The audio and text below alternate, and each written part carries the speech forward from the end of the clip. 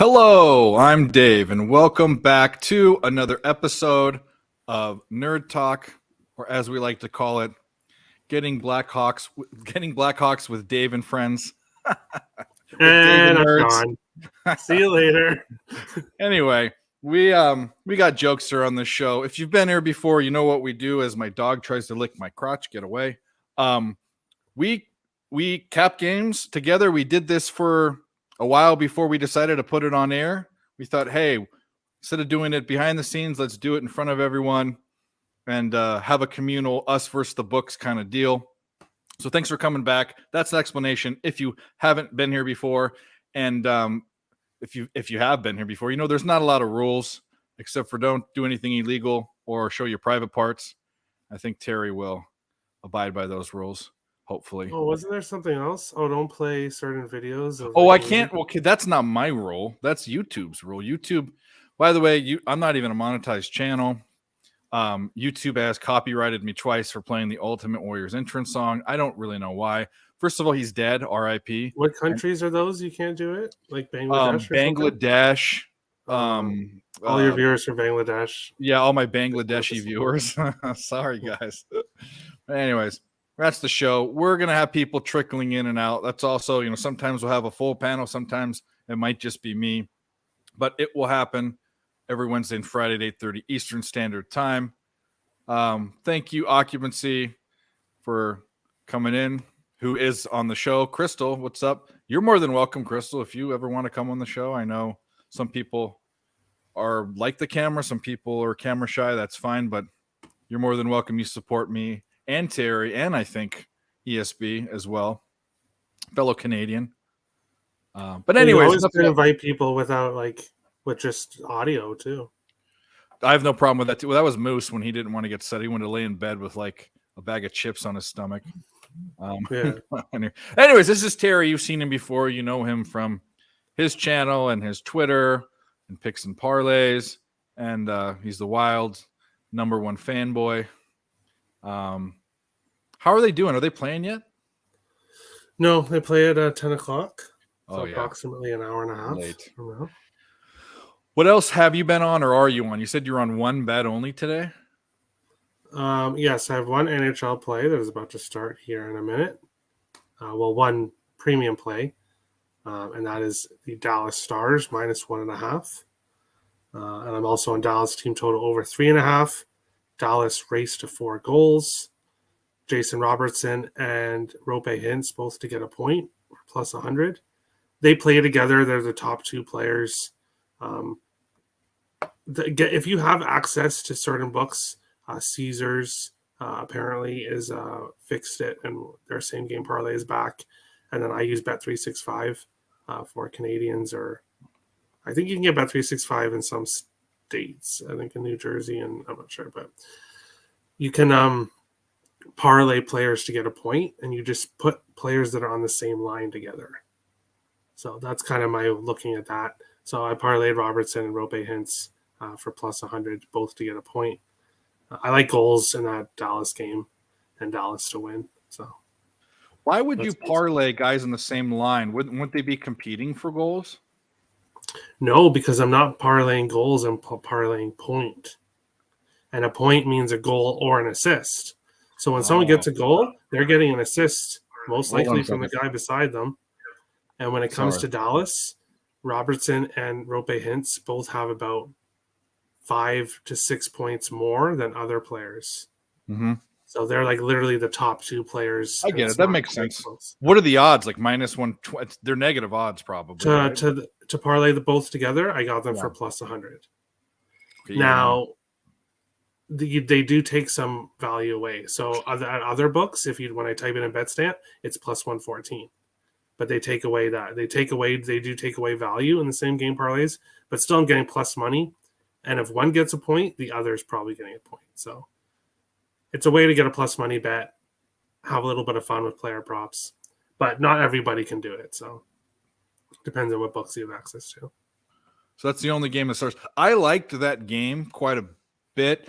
Probably the one I liked the most. Not the one I bet. I'm on the Wild because you're forcing me to. But and by the way, on my show, the real story is he's forcing me to bet the Wild every game, a half unit. Not correct, people. Not correct. but I'm on the game. It's an experiment. Terry said there'll be a plus if you bet the money line every game. They're one of those teams that'll be profitable at the end of the season, and it's still early. But right now I'm down about 2 units, which is 4 bets. I'm going to bail if I'm down 10 bets, which is 5, and I think you'd have to respect that. Some people would have already bailed anyway because it's been a rough ride. But yeah, but see, the point of it is it's not the Wild will be profitable in the first Yeah. 15 games. It's the Wild will be profitable by the end of the year. So obviously you're in a rough go, and you're Yeah. thinking, "What have I got myself into?" And I don't blame you. I don't blame Well, you. I don't 'Cause you do that. don't know First the of all, Wild. I'm You a don't know sports them like I handicapper. do. I'm a sports handicapper, so I understand bad streaks. I've had days when I put out. There was one. The worst streak that I've had was in August. I was up 11 units in 4 days, and I only put out 3 to 5. And this isn't on my personal betting. I bet a lot more than I put out there. I just decided at the beginning of the year that every day, and I've only missed one day, and that was the day where there's nothing to bet after the All-Star game.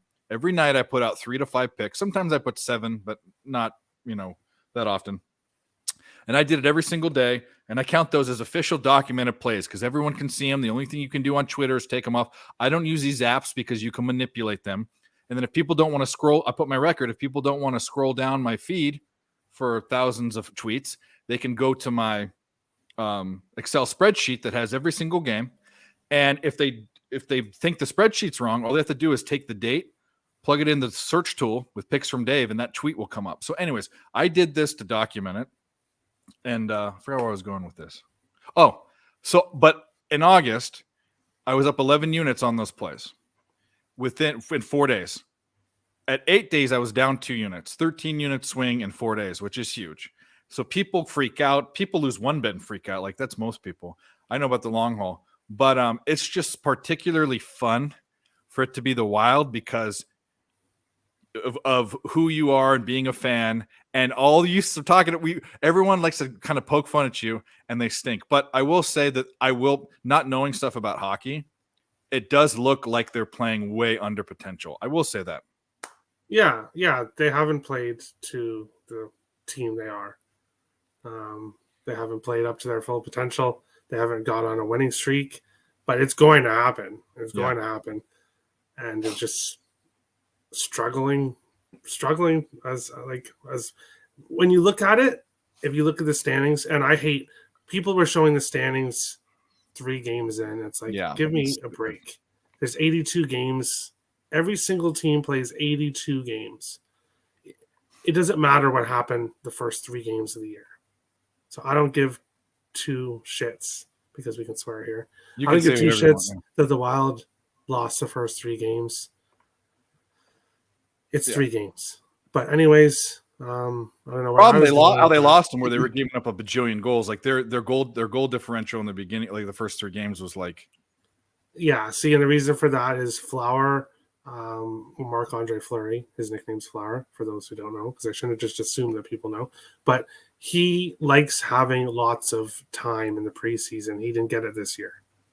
So he's old. He didn't get as much time as he likes in the preseason. So his first couple of games were kind of like preseason games because he needed the time. But if you look at what he's done since then, 925 save percentage, 1.98 goals against. That's like Vezina type number. So I'm not worried about it. And that's why he's been ruining your overs. Mm-hmm. And I get it. I hate that the Wild are doing this to you, Dave, because what you're going through right now is what I went through with the New York Mets. And but you gave up on me. it. I hate it because I understand exactly how you're feeling. So trust me, I understand how you're feeling. Well, to be fair, well, or not to be fair, I don't know the whole season, but we started doing shows around a little bit before the All-Star break, I think, maybe. Yeah. Okay. But by the time, like shortly after the All-Star break or around there, you weren't even saying their name. Like you gave up on them like halfway through the season, which, what's funny is that would have been smart for betting because they were hot. They actually, for me, when I bet them first half of the season, I found spots they were bettable The second half of the season, it seemed like every bet I couldn't get right with them, so I was off of them. But for me, it was I would take the first 5 under, and they would explode for 6 runs on a good pitcher, or I would take Mets team total over, and they would get shut out by the Cincinnati Reds. And it's no matter what I did, and in situations where things shouldn't be happening.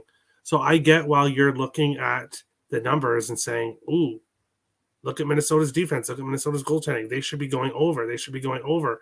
And I was telling you guys, no. And then the games are going under because the numbers are flawed. And I hate how people say the numbers don't lie because they don't, but they can also make things. The numbers, especially early on in the season, can be influenced by 1 or 2 games that don't tell the whole story. It's a story. It's the same story of, because analytics are numbers, of the analytics baseball coaches versus the non-believers type of deal. But there's merit on both sides. But I hate the fact that my favorite team is doing to you what the Mets did to me because I ended up not liking the Mets. And I don't want you to get to the point with the Wild. So hang in there. And Dave, I wish instead of taking the money line every game, I wish I could convince you to take in regulation instead. Because you get much better of a. But I get it. The whole they are profitable on the money line thing. It has to be. There has to be. It has to be controlled, right? There has to be the same variable. Like I can't do a puck line now. I can't do any of that. Yeah, I know. So that's why we're just gonna have to struggle through it. But we'll write it right up. now, anyway, they're not winning when they're an underdog. They're an underdog. So that's horrible. That's bad for betting. They're beating teams they're supposed to beat, but they're not beating teams that are. That's not good. That's not good for sports bettors because you need plus money bets. Exactly. Especially but the key word is right now they're not winning as an underdog. I know in baseball, if you don't have if you're not taking plus money bets a good portion of the time in baseball, and by the way, hockey's situated the same way. It's not a spread sport. It's a money line, puck line, or run line sport. You have to take plus money bets. So if the Wild are winning, if they're favorites, they better be covering the puck line.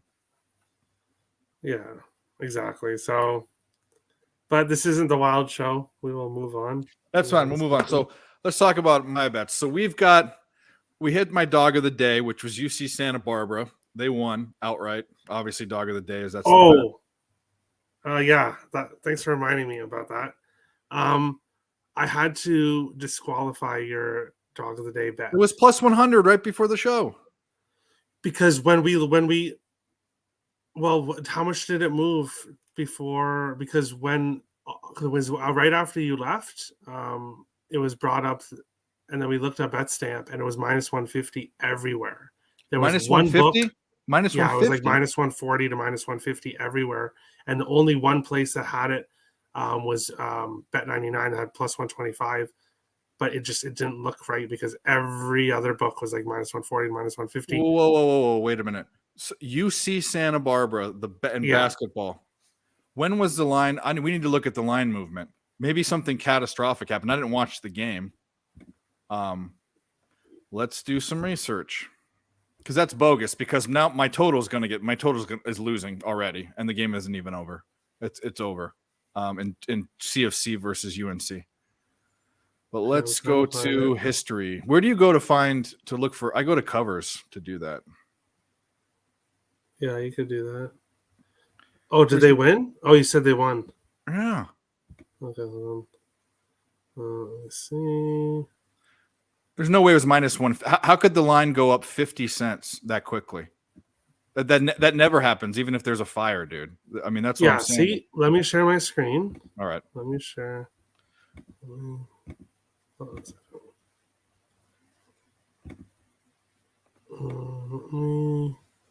Fresno at UCB. It's not Fresno and UCB. They didn't play Fresno. Did they play Fresno? They did play Fresno. UC Santa Barbara. Yeah. Okay. Yeah, so let me zoom in here. Do you have the line movement? See, this was like right around the showtime. Yeah, but I want to see when it moved. I'm trying to find when it moved because yeah, I don't know. I can't tell you that.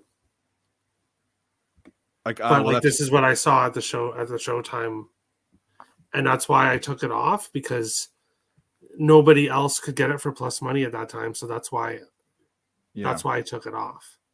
But if you can, like, if yeah, that's what I'm gonna. I don't not believe you. But what I'm trying to say is that I've never in my entire something life changed. never in my entire life have I mean I had there was a basketball game last year. Dallas. Sorry, I'm going to be cheering a lot. What you just said, a line moving. San Jose tied it. Never mind. Fine. A line, just get this in your head, within hours, a line moving from plus 100 to minus 150. I've had a basketball game inexplicably move like 20 cents last year. It was Eastern Washington versus Idaho, and half their team was sick, and it ended up being COVID. How could a line move that much? And that's why that's unbelievable. It's like completely unbelievable. Let me get to where it's at. Okay, let's do this the right way. Scores and matchups. I should have bet that game over. The Stars and Sharks, they've been going over so much. Line movement. But I didn't want to take it. It was over 6 too, but I didn't want to take it because of Ottinger. But it appears 1-1. It did move. Yeah, dude, it moved within. That's 8 a.m.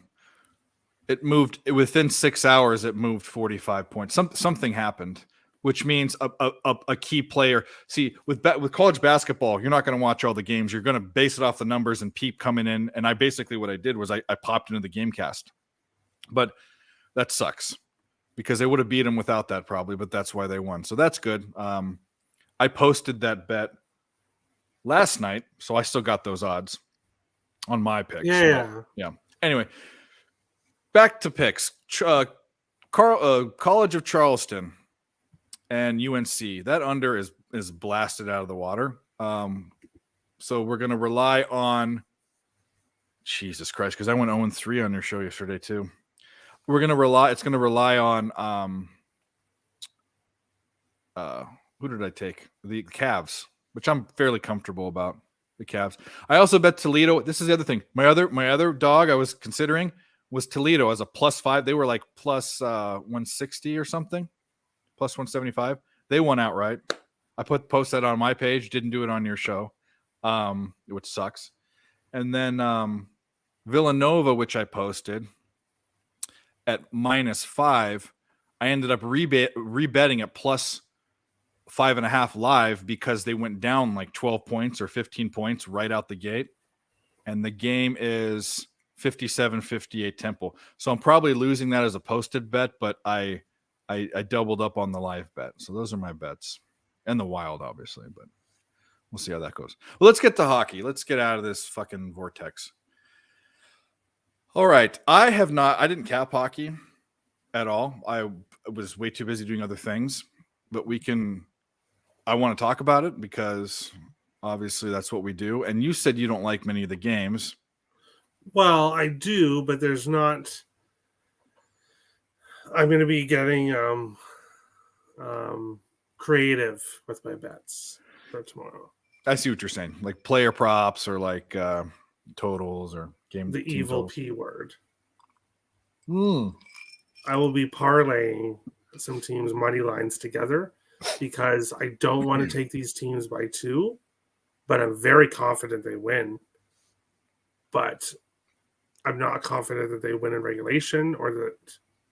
And see, that sounds like, oh, well, why are you confident in them? Because I'm confident in them. Or you could bet, are you to win? But I'm not confident in taking them. Or you could bet a dog for once, although you have been a little better at that. I've been betting a lot of dogs, and then I have to say, oh, look, I'm on 3 or 4 dogs today, and everyone says Terry doesn't bet dogs. Well, you made an impression on us. You made an impression on the American public, on the North American public, and the world, because Pedro watches the show. Looking at things, actually, you know what? There's a dog that I love in the NFL. That's a great segue. Well, we're not talking NFL now. We'll talk in a bit. Okay, well, we'll get there. So we'll wait. When it comes to hockey, well, I know who it is. I know who it is. There Yeah. is actually 2 dogs I'm looking at for tomorrow night. Okay, we should set a more specific rule for Terry. You have to bet one every, let's say every 3 days. You have to find a dog that you like that is not Minnesota, or Minnesota. Okay, you have to find I one. don't like these rules. Who comes up with these kind of rules? You can't have a I don't team from know. Minnesota. And by the way, we don't talk about this, but it just was happenstance. What a crazy. I mean, I know it's kind of close to you, but New York's closer to you. It isn't technically Ohio's closer to you. There's a bunch of places that are closer to you, but you picked Minnesota as I your can't explain it. People ask me all the time. You're from Canada. Why don't you like a Canadian team? Well, Why are you a you do Leafs like the fan? Blue Jays, but Well, why aren't I a Leafs fan? Well, look at the Toronto Maple Leafs. yeah, And then people are like, well, look at Minnesota. They haven't done anything and blah, blah, blah. I don't care. yeah. I'm a Wild fan. I bleed Minnesota Wild. And I cannot explain why. I was never into sports growing up until I could start gambling on sports. And that's what really got me into sports. And I was immediately a Minnesota Wild fan. I can't explain it. I can't. And you Maybe bleed, I was and you bleed Marshall born in Green. Minnesota in a former life. If people believe in former lives and whatever reincarnation, maybe I was some important person from Minnesota in my lifetime, but I don't know. I can't explain it. You were a green bean. Because remember, you bleed Marshall Green. Yes, okay. My favorite color is green, and people are like, "Oh, that's not why I chose the Minnesota Wild. I could have chosen the Dallas Stars. Green's I a could have good color. chosen New York Jets. I could have chosen Milwaukee Bucks. I could have chosen. Are there any green teams in baseball? Oakland. Like it's not. I don't know. I can't All right. explain why. Let's People jump always into ask this. me, but I can't explain it. Let's jump into this freaking thing because there's a lot of games tomorrow, and I have some leans, but you're the right person to talk to. Senators and Flyers are the Senators are -1. Both, by the way, both crummy teams. When the Flyers aren't crummy, Flyers are crummy on paper. Senators are just crummy in general. They're -125. I don't know what they're on the puck line, but here's my question: is the Flyers run over? I mean, they've had a run. They've made me some money. I mean, in fact, probably of all the teams that I've been betting, I bet them the third most behind the Blackhawks and the Wild. And they've by far made me the most money because they've been dogs. I mean, horrible, ugly, poopy dogs every game. Yeah, they're supposed to be 1-13, and everyone's preseason projections they should be 2-10, 2-13, whatever. At this point, I'm not ready to make a statement on if the Flyers are dead or not. It's a little bit too early to tell. That Columbus game was awful, but games like that are going to happen for everybody. Yeah. I'm not ready to. And with that said, we're already at one of my dogs that I'm betting tomorrow, the Philadelphia Flyers. Most likely I won't be putting it up on Picks and Parlays because it's not a play that I'm super in love with. Because like you said, look at what the Flyers could, the magic that John Tortorella, who is unlike any coach, I think, in coaching of any sports. You should see, Dave, you should go and look at John Tortorella against the media. And people, so I've watched shows with you and Bobano, and Cheshire Cat actually was on he was on the show with you, wasn't he? Where he was talking about Tortorella, and it reminds him of like relationships he's had or something. Anyways, there's a negative sentiment towards the guy. I don't know why, because I don't know him, but because he's a prick. He's an asshole. He is a total prick. But he expects the best from his players, and he will demand the best from his players. You should see his interviews, the way he talks to the media. The one, it looked like he was going to literally punch the media guy out. Like the Dallas game suspended, so I may be freaking out here, either good or in a negative way in the next few seconds here. But actually, I'm going to go and look right now and see who's in possession. Okay, that's unconfirmed right now. What's happening? But yes, John Tortorella expects the most from his players, and that's what they have to give, and that's what they've done. But they're not a very Philly is not a very good roster when it comes to talent. And eventually that is going to catch up with you. But that said, Philly 4-1-1 at home this year, 3-1 in their last 4 at home against Ottawa. Ottawa 0-4-1 on the road, 0-7-1 in their last 8 games. I am taking another chance on the Flyers at an underdog price at home against the Senators team. And yes, I love fading the Senators team. Everybody and their mother loved the Senators in the offseason for adding some of the offensive players they did. They added Cam Talbot. I'm not going to talk shit about Nick, but I've been saying Cam Talbot was not the answer, and he is not the answer for Ottawa. They don't have a defense. They don't have a good defense, and you're going to need stellar goaltending, and Talbot's not going to be able to provide that. So, all right, well, he got the game off. Yeah, go ahead. I like the Flyers just because they've been hitting for me. That doesn't mean that I know much about them. I know that that Columbus game sucked, totally sucked. Anyway, I don't know that I'm going to be betting it just because I didn't cap it, and I'm just basically I was going on a streak with the Flyers, but I trust you. Dallas is losing, which is extremely depressing. Yeah, I like their team total. What do they at? I 2 should have goals? taken the over. I should have taken the over, but I trusted Ottinger on his first game back from injury, which is not looking too good so far. But what's the score? 2-1 in the first. It's going to go way over 6. I don't know why I didn't take the over 6. Yeah, why didn't you? And then I took the race to 4, which could be in trouble if San Jose gets, but well, lots of time left. Yeah. But yeah, it sucks. All right. Oilers, Panthers, I don't care about that game. Bruins, Sabres, Penguins, Canadians, any of those games interest you? Crystal has a good comment there. Oh, sorry. Here we go for this tired horse shit from ESPN. Why do they always do that? I'm on the Flyers tomorrow. Senators playing terrible right now. Well, you and Terry must be friends because that's just what he said. Well, it's true. It's the truth. I buy it. I mean, I see their record. I can't say I've watched the Senators game this year because I haven't bet one where they've been in it. Sorry, I dropped my pencil. Back to Edmonton, Florida. Is there Edmonton, Florida? So Florida's the favorite. It's in Florida, but isn't. I mean, and by the way, the total's at 7, which I'd probably agree with. Edmonton being the team they are. Did the Panthers? I know the Panthers Panthers got the most points, which I guess means you win the most games. But you can also lose and win points in hockey, which is strange. But are they known for being a goal-scoring team? Florida? Yeah.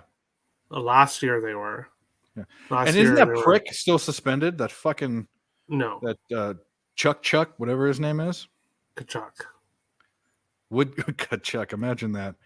Is he American or is he European? American. He is. His dad is Keith Kachuk. He played hockey when you paid attention to it. I probably wasn't a good player because I knew Fedorov and Yzerman and Jaromir Jagr and Mario Lemieux and Wayne Gretzky. Yeah, he's not like one of those kind of players. But he was... Yeah, you know what his dad should have done? Held him as a child. I can't believe I when you go for someone's eye, like when you're a fighter, like a UFC fighter, or anyway, when you go for people's eyes, like if you're that person, it's like the kid that bit people in fights when in elementary school. Those are the fucking pricks because it's just doing something that is so disgustingly evil.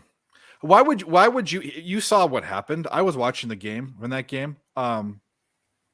I can't believe you take a stick and you try to shove it in someone's eye and you're a grown man. Yeah, I'll be honest. I actually didn't watch the video in depth. Watch it. It's he looks the other way like he's being all sneaky. He turned, and by the way, we know these guys have how they control the stick isn't like me and you. He turned the stick completely 45 degrees quickly and tapped inside the mask. And that was after he tried to do it like blatantly. Yeah, occupancy saw it. It wasn't even a cheap play. It's that guy deserves to be tied. Like that's like on Sons of Anarchy when you need to be punished. You did something bad. They need to tie him down, and people need to get socks full of bars of soap and beat the shit out of him. That's what they need to do. Anyways, I hate shit like that. Anyways, he's not playing, or he is playing. So that's probably why the total. That's probably why the total's where it's at. It's probably why the Florida's favored by so much. Well, I already agree with Nicholas on this one, but I need to know who's in that for Edmonton. But if it is Campbell, right? Stuart Skinner, then I'm taking the under 7 because Spencer Knight has been playing out of his mind for Florida. And there's a huge goaltending difference between Jack Campbell and Stuart Skinner. So if I'm getting Stuart Skinner against Spencer Knight, even though it's Edmonton against Florida, I'm taking the under 7. Is Jack Campbell their number 1 guy or their number 2 guy? Yes, number 1, but he's not playing like it. But why? This is what all I hear about Jack Campbell is how bad he is and he gets pulled and all this stuff. How is he a number 1 if his backup plays better than he does? Because he played a lot better last year for the Leafs. Oh. Well. Like he played very well for the Leafs. So Edmonton signed him, I think, to a 5-year deal after one good year. Because previous to that, he was a backup. Well, and he was a backup for LA Kings during their defensive days where they were defense only type. Like that's all they did is defense. So he had very good numbers there. But any goalie who went to LA during that time had good numbers. So yeah. Well, so you're basically saying that you're waiting on that game. I have no opinion on that game. I will be taking the under if it's Skinner and Spencer Knight. Spencer Knight's already confirmed. So I just need to see Skinner confirmed, and I'll be on the under. There's a win streak record from the COVID bubble. Oh, there you go. I don't, this COVID bubble thing. I don't know. It is a kind of an asterisk, but people downplay it a lot. What's Lance have to say? Campbell, not the same after the tough injury. What happened? You hurt his wiener? He's got injured a couple times that I can remember. Lance, if you know what that injury is, let us know. But we're going to keep plugging on. Bruins, Sabres, Isaacs isn't here. Tim's not here. Do we give a shit about this game? Yes, I will have a play on picks and parlays. This is my favorite game of the day. Okay, so go buy Terry's package, his sports betting package, and we'll leave the other package alone. Yes, but I will basically say, if you've been watching my content or anything over the last couple weeks, I've been betting Boston all the time. So I'll leave it at that. But you can probably tell where I'm going to be going in this game. But I will mention Boston 15-2 in their last 17 games in Buffalo. 15 wins, 2 losses in their last 17 games in Buffalo. And that by the way, all that needs to be said. If you're watching all like half of people watching this, if you're buying Terry's package, his sports package, you should probably be buying his NBA package because that's what he's been doing the best at. So I was doing very well in the NBA until Dave. Yeah. we'll just leave it at that. Yes. Anyway, all right. NBA had one really fluky day. Won't happen. Who cares? We all know people should be going and buying your hockey packages. I don't know why what they're doing. Penguins, Canadiens. How the Penguins doing right now? Are they winning? But they were tied before. They were winning 2-1, but Leafs tied at 2-2. All right.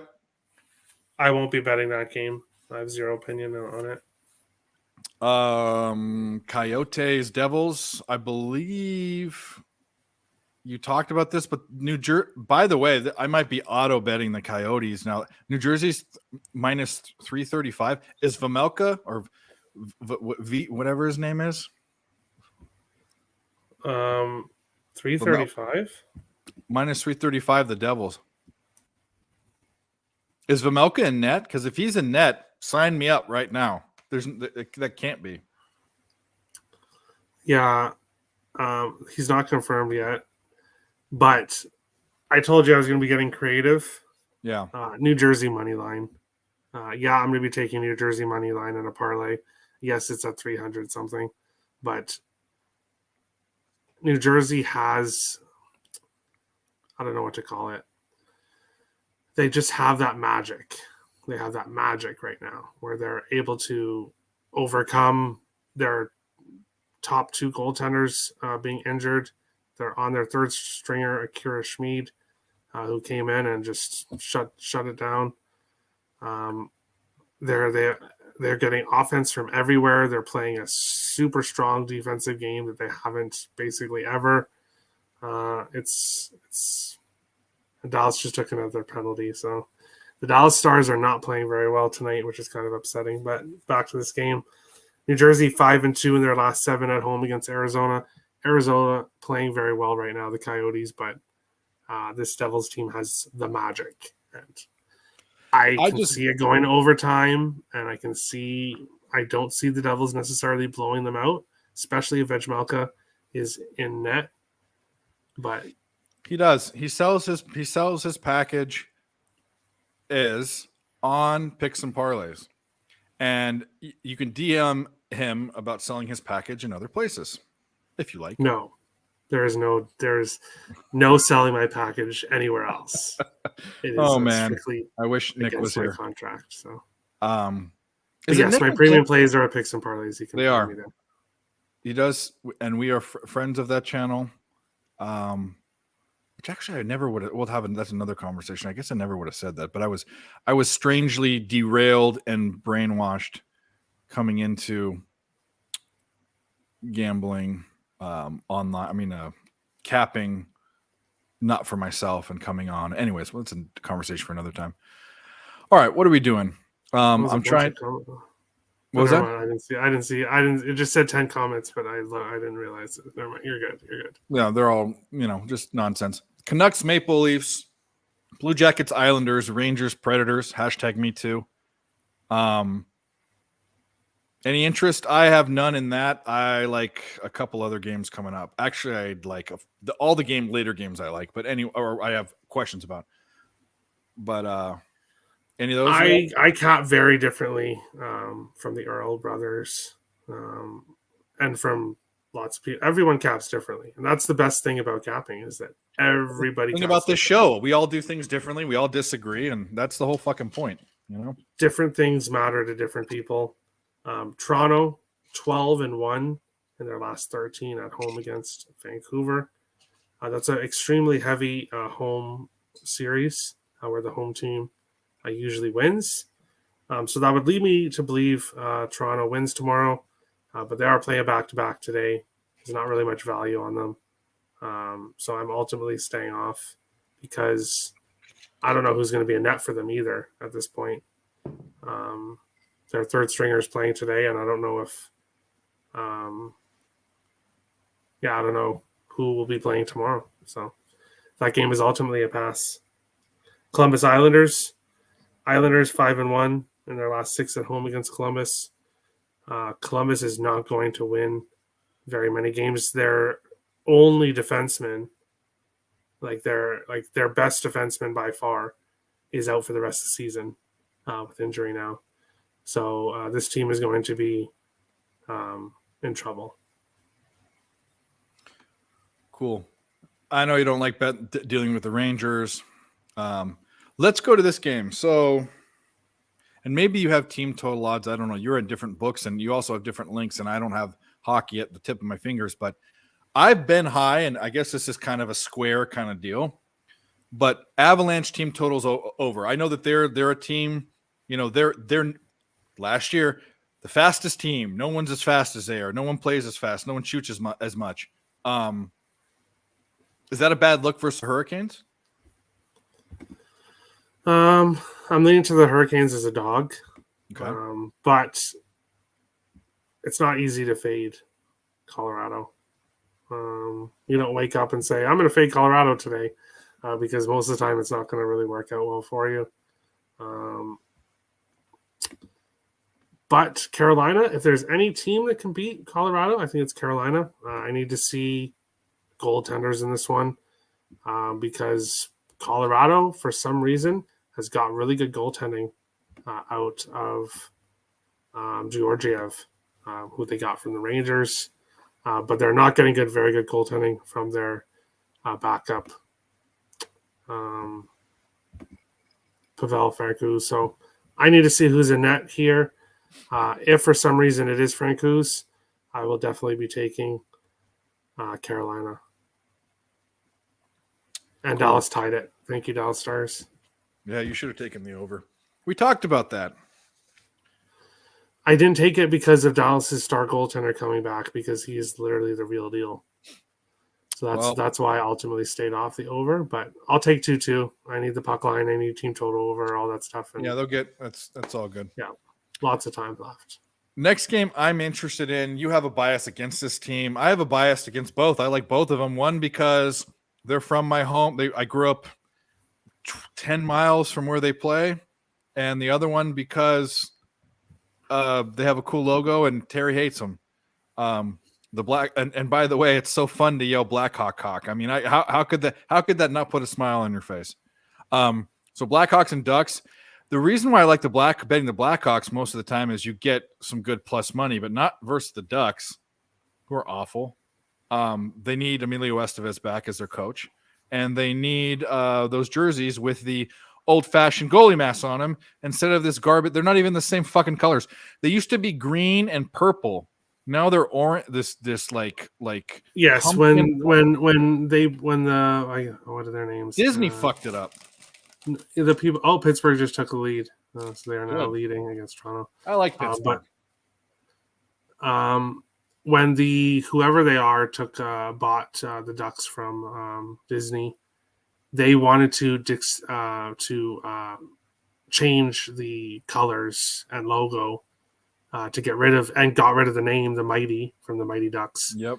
To differentiate themselves from Disney's and from the movies and blah blah blah. So that's why they went to the ugly colors they have now. But yeah, that's whatever. Just their decision. Fuck those guys, because that was cool. Bring back the Flying V. By the way, Emilio Estevez, the only one of the Sheen family that kept his last name, because you know what? Charlie and who's the dad? I always say this. He was in Apocalypse Now. He was the guy in the Departed. What the hell is his name? I'm gonna have to look it up now. Derail time again. Sheen family. Isn't their real name? Joe Estevez, Renee Estevez. So a lot of his sisters and people. Oh. Martin Sheen's name is Ramon Antonio Gerardo Estevez. What a faker. You know what? That was back in the day. Martin Sheen. There you go. See, is it not a Canadian thing? This is embarrassing. Well, this is kind of the way it was. It shows you how times have changed. I worked with a guy that was Mexican, and he wasn't much older than me, but probably 8 or 10 years older than me. He was pretty Americanized. He was like third generation. Anyways, he would tell people that he was Italian, because back in the day, that wasn't cool to be that certain thing. That's maybe why he did that, to get in show business. But shout out to Emilio Estevez that kept it real. He kept his name. Granted, maybe he's not as rich as his dad and his brother is, but he also, didn't get I shouldn't say that about Charlie Sheen, but Charlie Sheen's lived a rough life. But anyway, shout out to Emilio Estevez and the Ducks and their old logo. We got derailed, but that's what we do on the show. I think it's important for me to explain to all the viewers why I hate the Blackhawks. Yeah, Marlon Brando from Apocalypse Now. Terry, write this down. Get a pen. Get a pad. Write this down. Watch. This is to-do list. Watch Apocalypse Now. It's a fantastic movie. It's about the Vietnam War. It has It has Lawrence Shelburne in it. It has Morpheus in it as a kid. He was like a 17-year-old kid. It's got Marlon Brando as in The Godfather. It's a very, very like sort of dark movie, but it's a very, very good movie. And Martin Sheen is in it. He's the main character. Anyways, yes, Hollywood Deceivers. Hashtag me too. All right. Why don't you like the Blackhawks? Well, you know who my favorite team is, so that should be hit number one. Yeah, the Blackhawks. And Dave, you don't watch hockey, or at least you haven't for before this year. But I watched it. I didn't cap it. I ignored hockey for 15 years because I did other things. But now I'm not. So there you go. Well, there you go. Well, in 2013, extended edition. No, I'm not going to go on forever. It's like a 3 or 4 hour movie. It's fucking long. But anyways. Oh, you're talking about the movie. Oh, I thought he was. Okay. You're talking about this. I thought he was talking. We're not talking about your package, Terry. Come on, we got over that. I thought you were talking about me going on about the Blackhawks. So I was going to say I'm not going to go over that for hours. The extended version, but all right. The short version is Chicago had a dynasty. Meaning they had a very good team. Minnesota was a playoff team that could not get past the Blackhawks. They eliminated Minnesota 3 years in a row. And after the third year, my hatred for them is forever. Yeah. I will never forget those 3 years of hell. And that's why I'm extremely happy to see this Blackhawks team. Not only am I extremely happy to see them winning now, because they are ruining a chance at getting a generational player in Connor Bedard. So it makes me even happier knowing that they're not going to get this generational player, and it means they will be rebuilding for longer and will be a horrible team for years and years. So now my hatred is directed toward the St. Louis Blues, who are Minnesota's current nemesis, who Minnesota can't find a way. Who are on a horrible losing streak and suck and are good to bet against. Anyway, they won. So. They beat San Jose yesterday, but it's San Jose. But that's a good segue into the next game because they're in Vegas tomorrow. Yep. Jets and Flames, don't care about that one. So I want to talk about that one. Vegas Knights, I don't have a favorite team. It's going to take me a while to get to one. Vegas Knights are on the short list, that's for sure. I like the way they play. They don't dick around with this pitter putter. They play hard. They slap the shit out of the ball. They remind me of the Ravens or the puck, Steelers. David, the puck. Oh, sorry, the puck that shows you what I'm talking about. There is no ball. Yeah, well, I know you love balls, Dave. But I was going to say I get all of the weird entendres and stuff in this show. Double entendres. Look it up. Blues and Golden Knights. Golden Knights are okay against this good team that's 4-8. Golden Knights are 13-2. They're the real deal. And it's not because they're the favorite. I have no biases. I should be liking the Kings and the Ducks because that's where I'm from, or I should like the Coyotes because that's where I live. The Kings are on the short list just because of the gifts I can send in DMs. But tell me about this game because you were obviously excited to talk about it. You're not on the Blues, are you? There's no way you could be on the Blues. Well, there's a couple things here. So I'm going to shout out another professional handicapper, Ian Cameron Bobano. Boba! He has obviously a Show the Ice Guys. And I'm going to say a couple things that he said recently.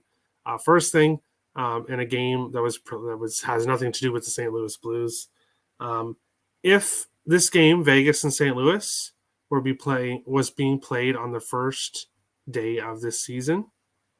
So let's rewind. We're on October 1st or 4th, and these two teams are facing in Vegas. Vegas is not minus 200 favorites. Of course. Vegas is minus 130 in this matchup. But because we've seen what Vegas has done and what St. Louis has done, now Vegas is like minus, what are they tomorrow? The minus best 210. odds you can get for Vegas on the money line is minus 200. Yeah, 200 to 222. So if you're looking at it in that way, there's a ton of value on St. Louis because of the team that they have been for the last few years. Then you have to look at the fact that Vegas just did a long road trip. But another thing that Ian said recently, and which is true, is that teams in recent years, when they come back from a long road trip, their first game home, you want to bet against them. because they're sleeping in their home beds. They're not skating as fast on the road. They're kind of playing like I don't know, kind of a relaxed type of hockey. But this year, not so much. Teams have been okay coming off long road trips.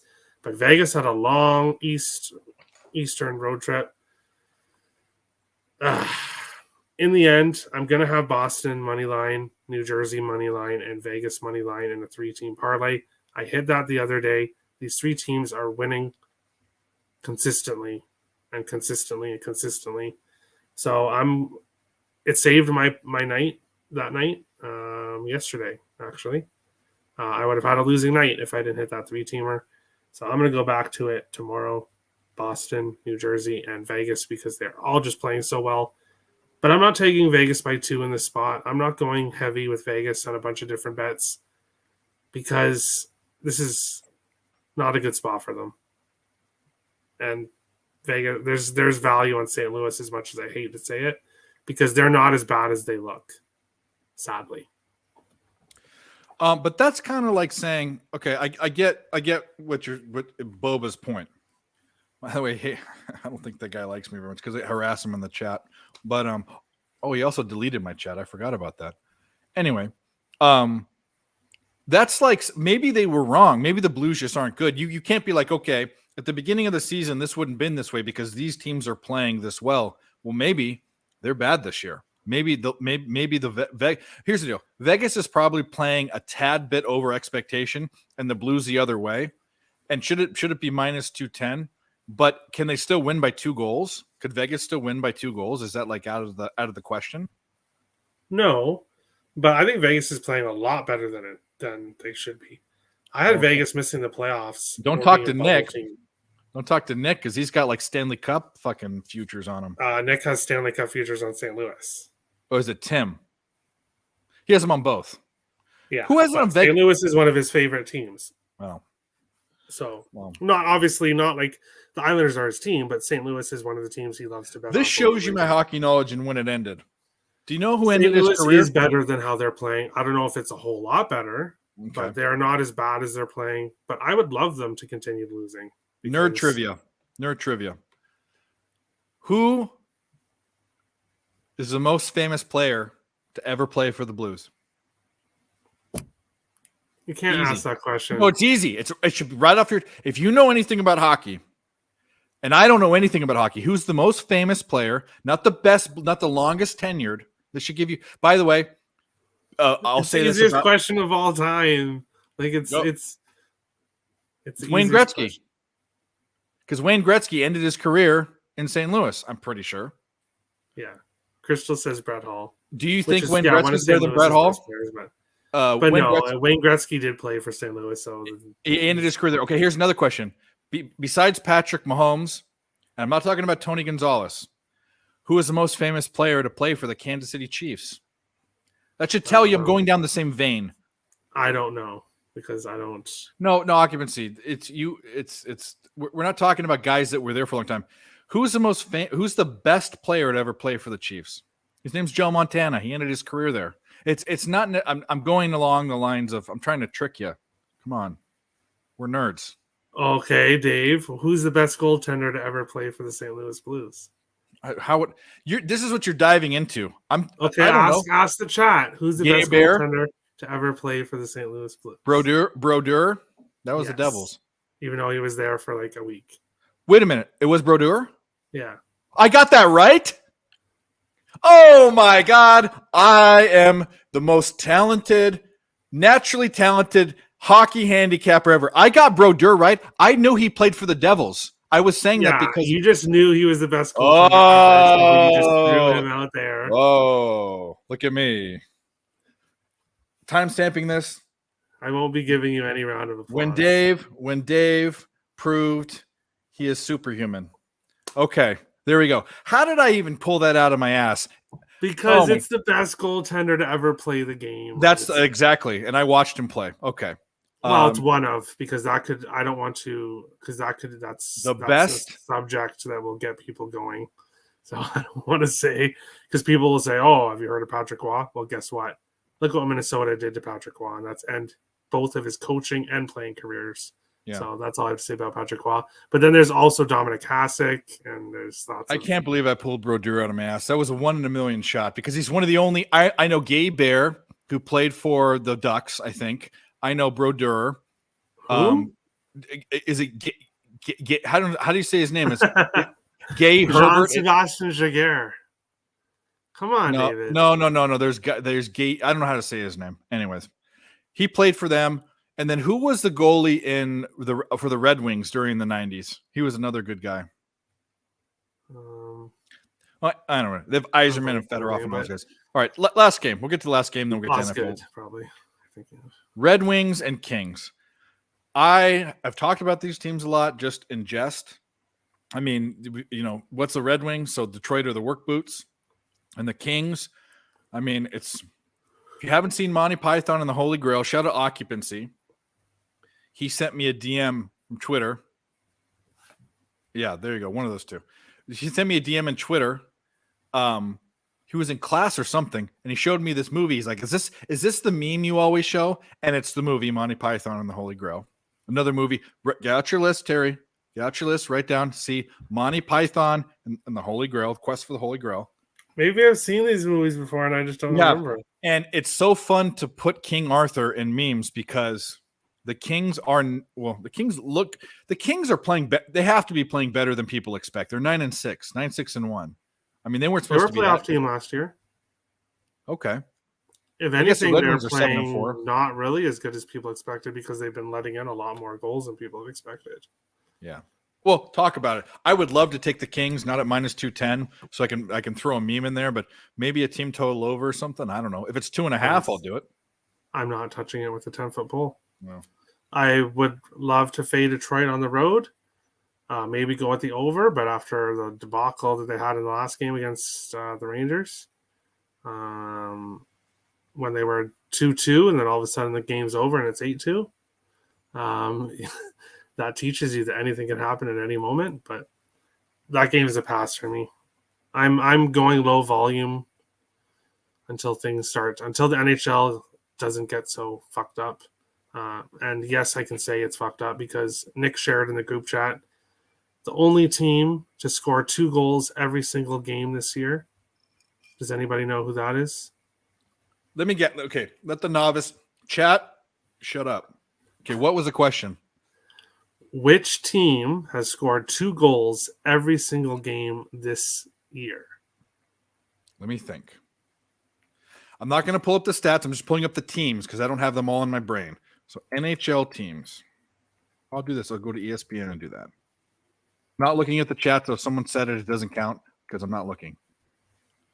Which NHL team has scored 2 goals every single game this year? Let's look at all the teams real quick. Buffalo Sabres. No. All right, I get 3 guesses. Buffalo Sabres.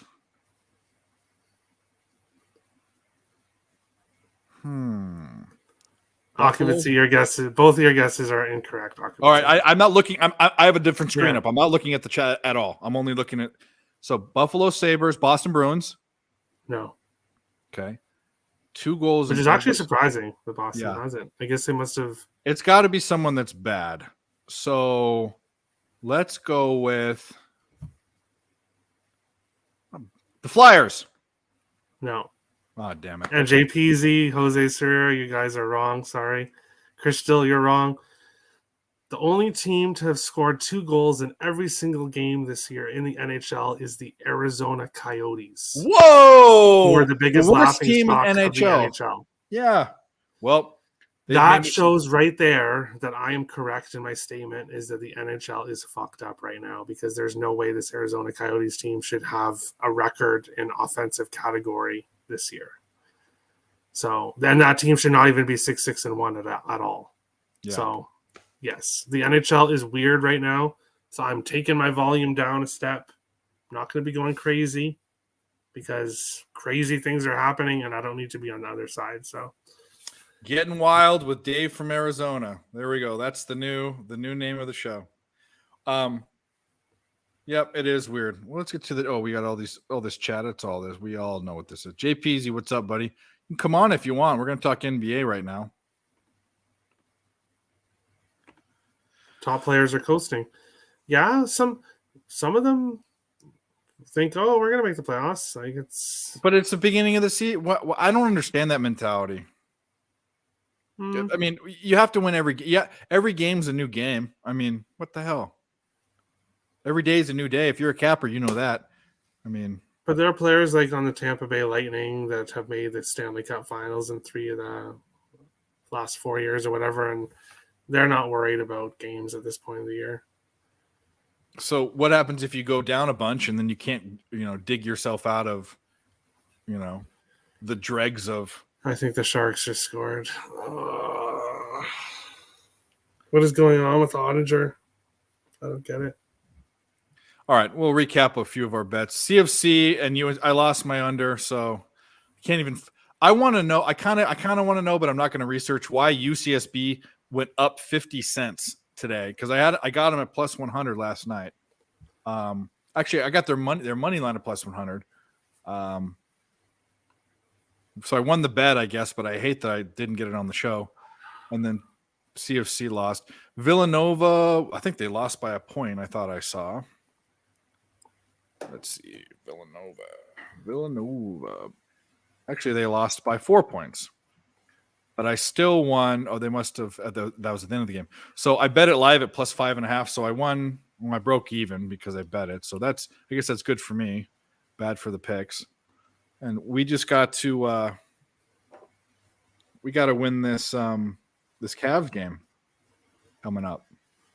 Golden State. You're high on the Cavs. You love the Cavs. The other day you were fucking, all humping up on the Cavs. Oh my god, I think it's 4-2 San Jose. So I just lost my race to 4. I cannot believe that. Well, I cannot believe that. My best bet is jinxed. Like, how does San Jose score 4 before the Dallas Stars do? When you bet them because you're Sharks. jinxed. That's exactly right. That's all right. Tomorrow's a new day. You're going to make money. Bet the Blackhawks. You'll be okay.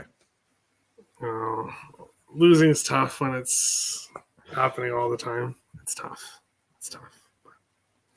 All right. I can't believe it. I was kind of hoping that Nick or Tim would come on. These Friday shows are kind of tough. Everyone, I think, we might have to adjust show times. I don't know. I might have some new ideas for the show, or just go down to one time a week. We'll see what happens. I never wanted this to be sort of a scheduled thing. I always wanted it to be a kind of an open forum, which I like. Otter hasn't played since 10-19. That's okay, bro. Meaning this guy, Ottinger. Yeah. Stars goalie but it's not okay. People are relying on me to give out winners, and San Jose is winning 4-2 when I have Dallas by 2. So, well, you have days where you win all your bets. That's what happens. It's just frustrating. Oh yes, because Dallas should be smacking San Jose right now. So, live update for anyone that follows college basketball. I've been kicking this one around all day. I just took UCI, which is UC Irvine from Orange County, California, plus 16. I could get them against the Oregon Ducks. I have them as Oregon is 9-point favorite, so I'm getting 8 points of value in basketball, which is not as much as you think because lines move like crazy in basketball, that's for sure. But anyway, let me check something real quick before we move on to NBA. Let me shoot a quick text out real quick.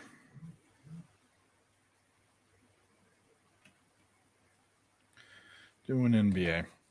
Then we'll do NFL and you can decide if, oh shit, I didn't send you the link, right? Duh. What am I thinking? What a great producer I am. I'm a handicapper that wants to help people out and give them picks, spread the knowledge, make my way in life. I'm not a fucking all this stuff. Terry helps me out. Nick and Tim help me out. Maybe I should just hire Terry. You want to quit your job? You want to just do you want me to hire you to be the nerd talk producer twice a week? And I'll pay you. Unfortunately, I'll pay you $5 an hour. Unless it's a heavy pay. I'll pay you $5 an hour and $5 an hour and $5 an hour and a beer at the end of your shift, like I used to do when I was a bouncer. Yeah, I'm gonna have to politely pass on that offer. Well, anyways, I tried. But yeah, let's talk NFL because I probably will be jumping off shortly. Yeah. Give me. Oh, what is going on? My phone is. I need a new phone.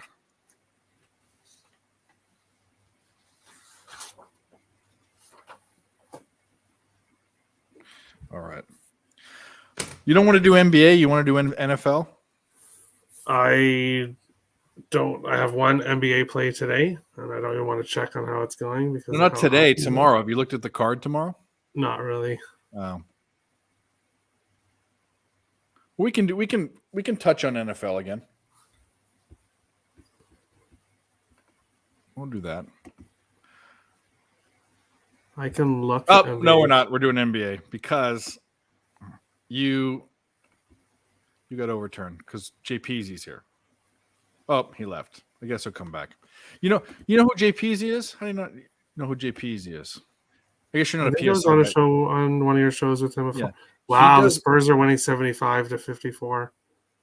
That's who you picked? Good thing I didn't take the Bucks. The Bucks. This is the thing. You gotta understand the every team that you like isn't always going to win. So you got. I know that, but I was looking at the Bucks. Okay. I have an NBA play for tomorrow. Well, we're going to do NBA because it's my show. No, I just said I have an NBA play for tomorrow. Okay. So there you go. There he is. Did the girl relegate you to the garage or something? I just didn't feel like hooking up my studio in there. I feel you. I'm the same way. How you been, dude? You've been. You've been kind of laying a little bit low. I mean, lower than normal, but I've been seeing a couple things here and there on Twitter. Been busy, man. I got stuck on this job out in Thousand Oaks, and it just kills me. That's a long fucking way from you. Man, it sucks.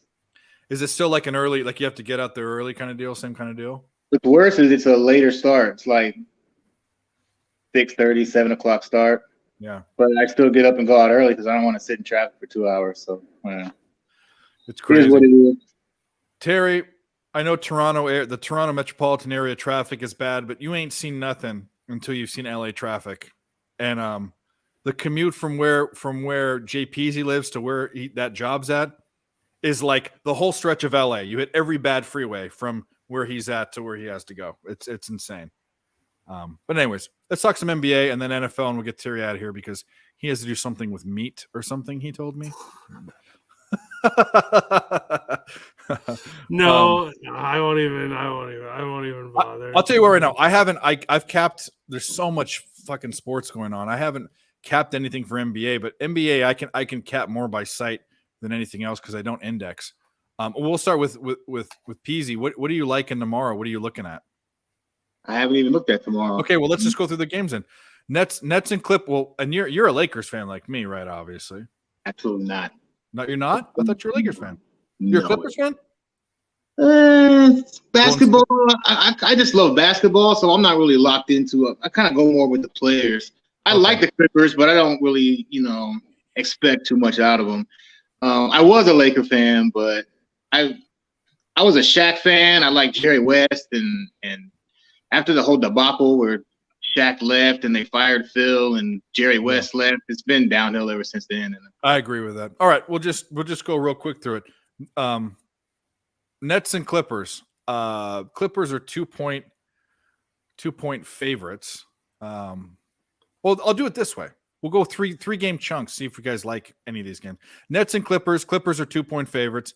Jazz and Wizards, the most irrelevant team in the NBA, in my opinion. Utah, which by the way is probably the most surprising team in the NBA.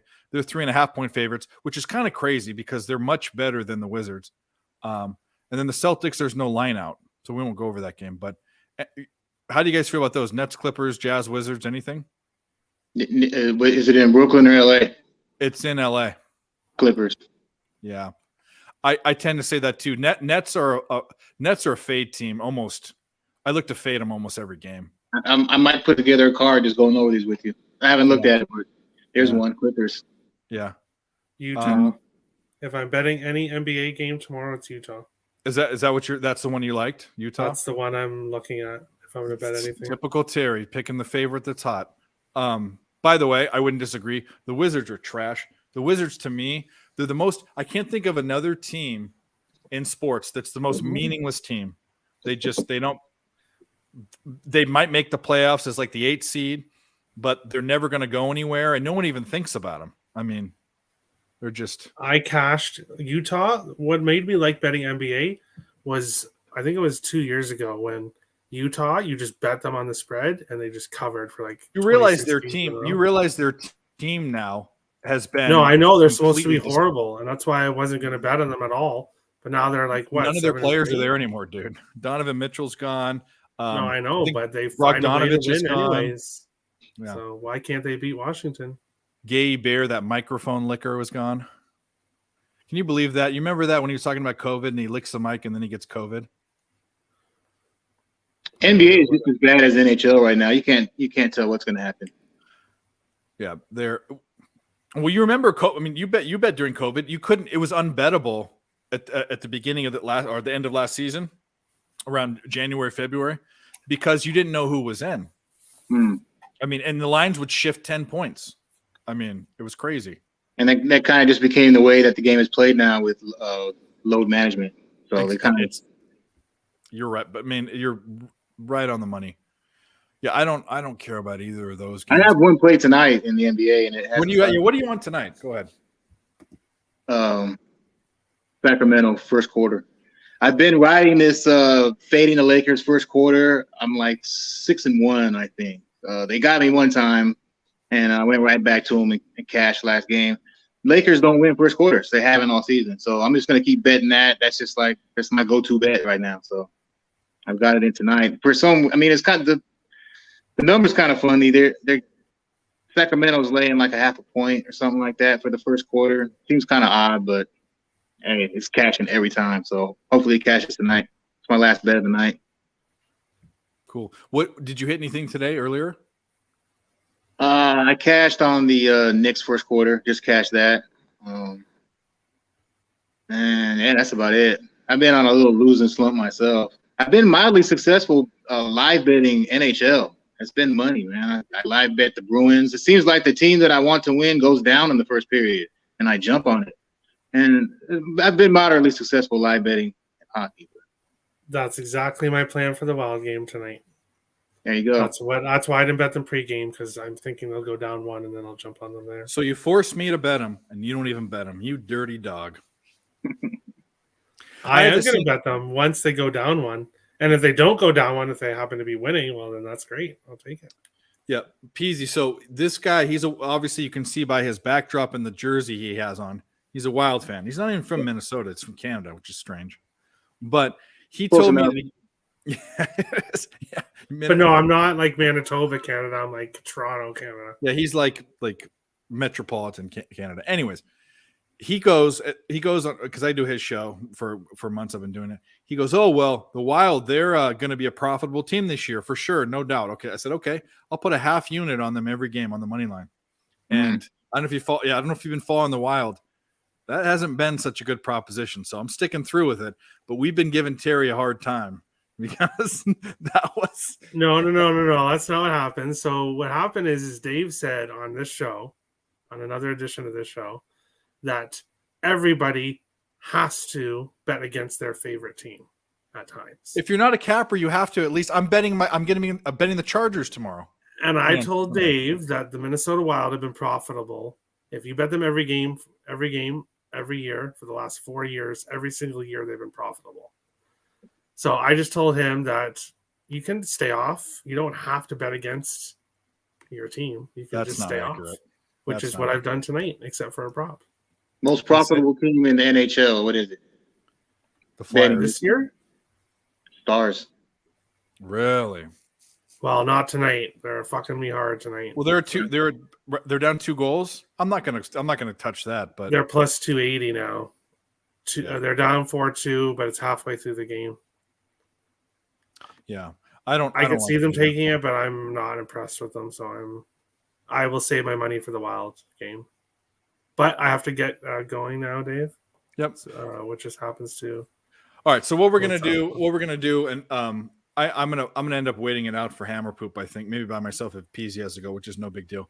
Tell us what we capped the NFL card. We talk NFL too. I know Peasy, you're not a big NFL guy, right? Nah. Yeah. So just tell me what your plays are. We capped it already, so we don't have to go over it. But give us a little explanation why you're on the Minnesota Vikings, obviously. Well, I don't like this week's NBA card. I don't like it at all, to be honest with you. Tomorrow. I'm looking towards Tennessee. I'm looking towards Dallas. Fade Green Bay. Simple as that. Considering maybe going with the Chargers because they're plus 7. Do you have a bet you have in yet, or are these just all leans? No. Right now, everything's leans. I don't have any bets placed for NFL. Well, let's do But I will be on the Vikings plus 3.5 because with Josh Allen, without Josh Allen, if Josh Allen plays, the Bills will regret that decision because he will be 1 sack away from probably being injured long term, is my guess. You rest him, put Case Keenum in. Everyone says, oh, Case Keenum and Diggs, the Minneapolis Miracle. Yes, I remember it. I've watched the video a million times. But they're different. They're on a different team now. Case Keenum he doesn't have that magic that he had back then. So for me, Vikings plus 3.5. I don't care who's a quarterback for the Bills. This Vikings have kept games close all year long. And if they do lose, I see them losing by 3 points. I hate that, but I'm putting it down. I'm not going to veto it, but I have my circle play is most likely Tim or Nick will veto it. So if that's the case, then I don't have any football plays to give out. But you get 3 plays, so you can do whatever you want. You're on a bunch of hockey stuff. Well, not officially. Officially, I have no plays right now. All right, but this is okay. What are you you're gonna be on the Flyers, right? Why aren't you giving us the Flyers? Because my brunch games on Saturdays always lose. I always lose the early game. And Wow. I know I sound crazy saying that, but literally when I bet the early game on Saturday afternoons, I lose. Who's in goal for the Flyers on tomorrow? I'm hoping it's going to be Carter Hart, but See, Cubano threw 120 on Kaprizov. that's my only bet on the Wild tonight is Kaprizov to score. That's the only bet I placed on the Wild today. Oh, and then I did do a parlay with Robertson to get a point and Kaprizov to get a point. But who are the Flyers playing tomorrow? Sorry? Who are the Flyers playing tomorrow? I don't Ottawa. even remember. Ottawa.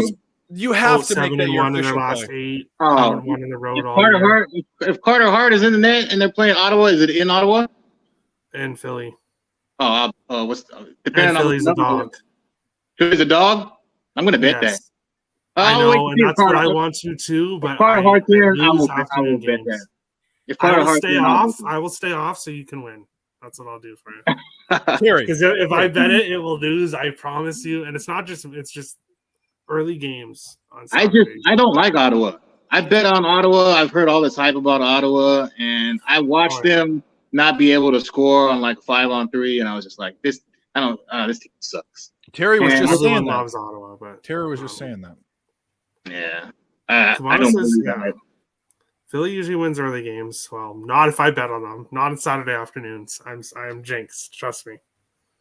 Yeah, So the only bet you're going to give is a bet that someone's probably going to veto. No, I will fade the best team in hockey from last year. I will take the Carolina Hurricanes at plus money in Colorado. I like that. I was talking about the Avalanche team total over.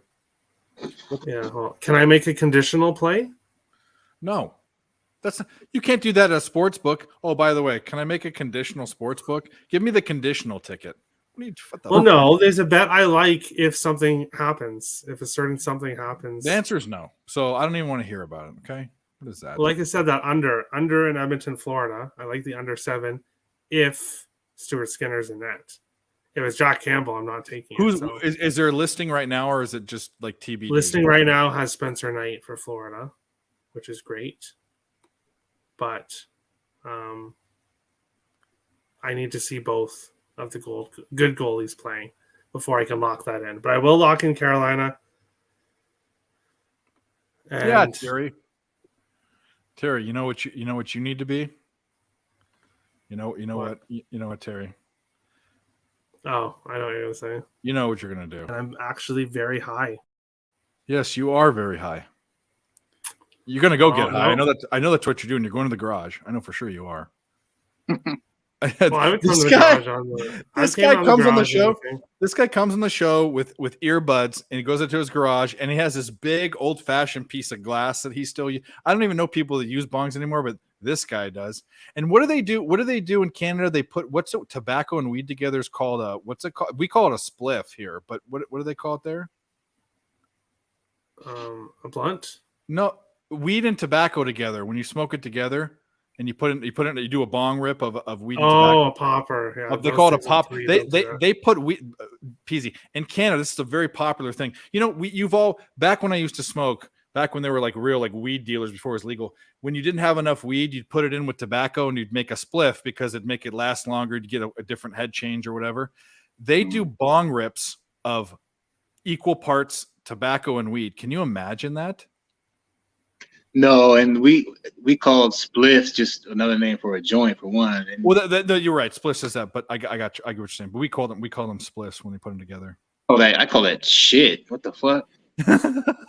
Unfortunately, you've never done that before. Jose is incorrect. Mix tobacco in with the weed. That's a different type of hit. Fuck. Oh man, I'll whoop your ass. Well, that's the point. It's when we were kids, meaning like college kids, when we ran out of weed. We'd put them together and we call it a spliff, like because you didn't have enough to make a full joint out of just the weed you had. You know what I mean? Didn't you go to USC? I did go to USC. That doesn't mean I was a rich kid. I didn't. I still owe money for my schooling. I mean, it's expensive. You're running out of weed at USC. That doesn't even make sense. Well, we were doing other things. Okay, I don't want to go down this path. There were other things going on at USC. The weed was not the most popular drug at USC. I'll say that. Cubano is incorrect with the Devils choke against the Oats. Devils have the magic right now. They have the magic. I think I'm betting them because they will find a way. Even if it takes to overtime like it did against their last game, they'll find a way to get the W. All right. So you got Hurricanes plus 117. You got Vikings plus 3.5, which is going to get vetoed. And I need to. What do you say? I need to blaze with Terry and watch hockey one day. Well, go to his garage. Take that. I'm liking the Flyers at home with Carter Hart off his first loss of the season against. We'll put you down for that one. Yeah, for sure. Man. I've been on the Flyers the past couple games. There was a heartbreak. Last game was a heartbreaker. I bet against the Blue Jackets coming back from Europe, and it didn't pay off for me. I live bet them too. That was my live bet. I live bet the Bruins last night, and I live bet the Flyers, but the Flyers just let me down. Carter Hart took his first loss, but man, that's get back tomorrow. If he's in net, I'm betting that game. I agree with that, but the Flyers, what's their record? They've only lost 3 games. I mean, they're playing. Who's a more surprising team right now, the Flyers or the Devils? Flyers, because they're supposed to be really bad and they've been good so far. Devils have a lot of talent and just haven't taken that step forward lately, the last couple of years. But the Devils are going to be a dangerous team for years once they get a goalie.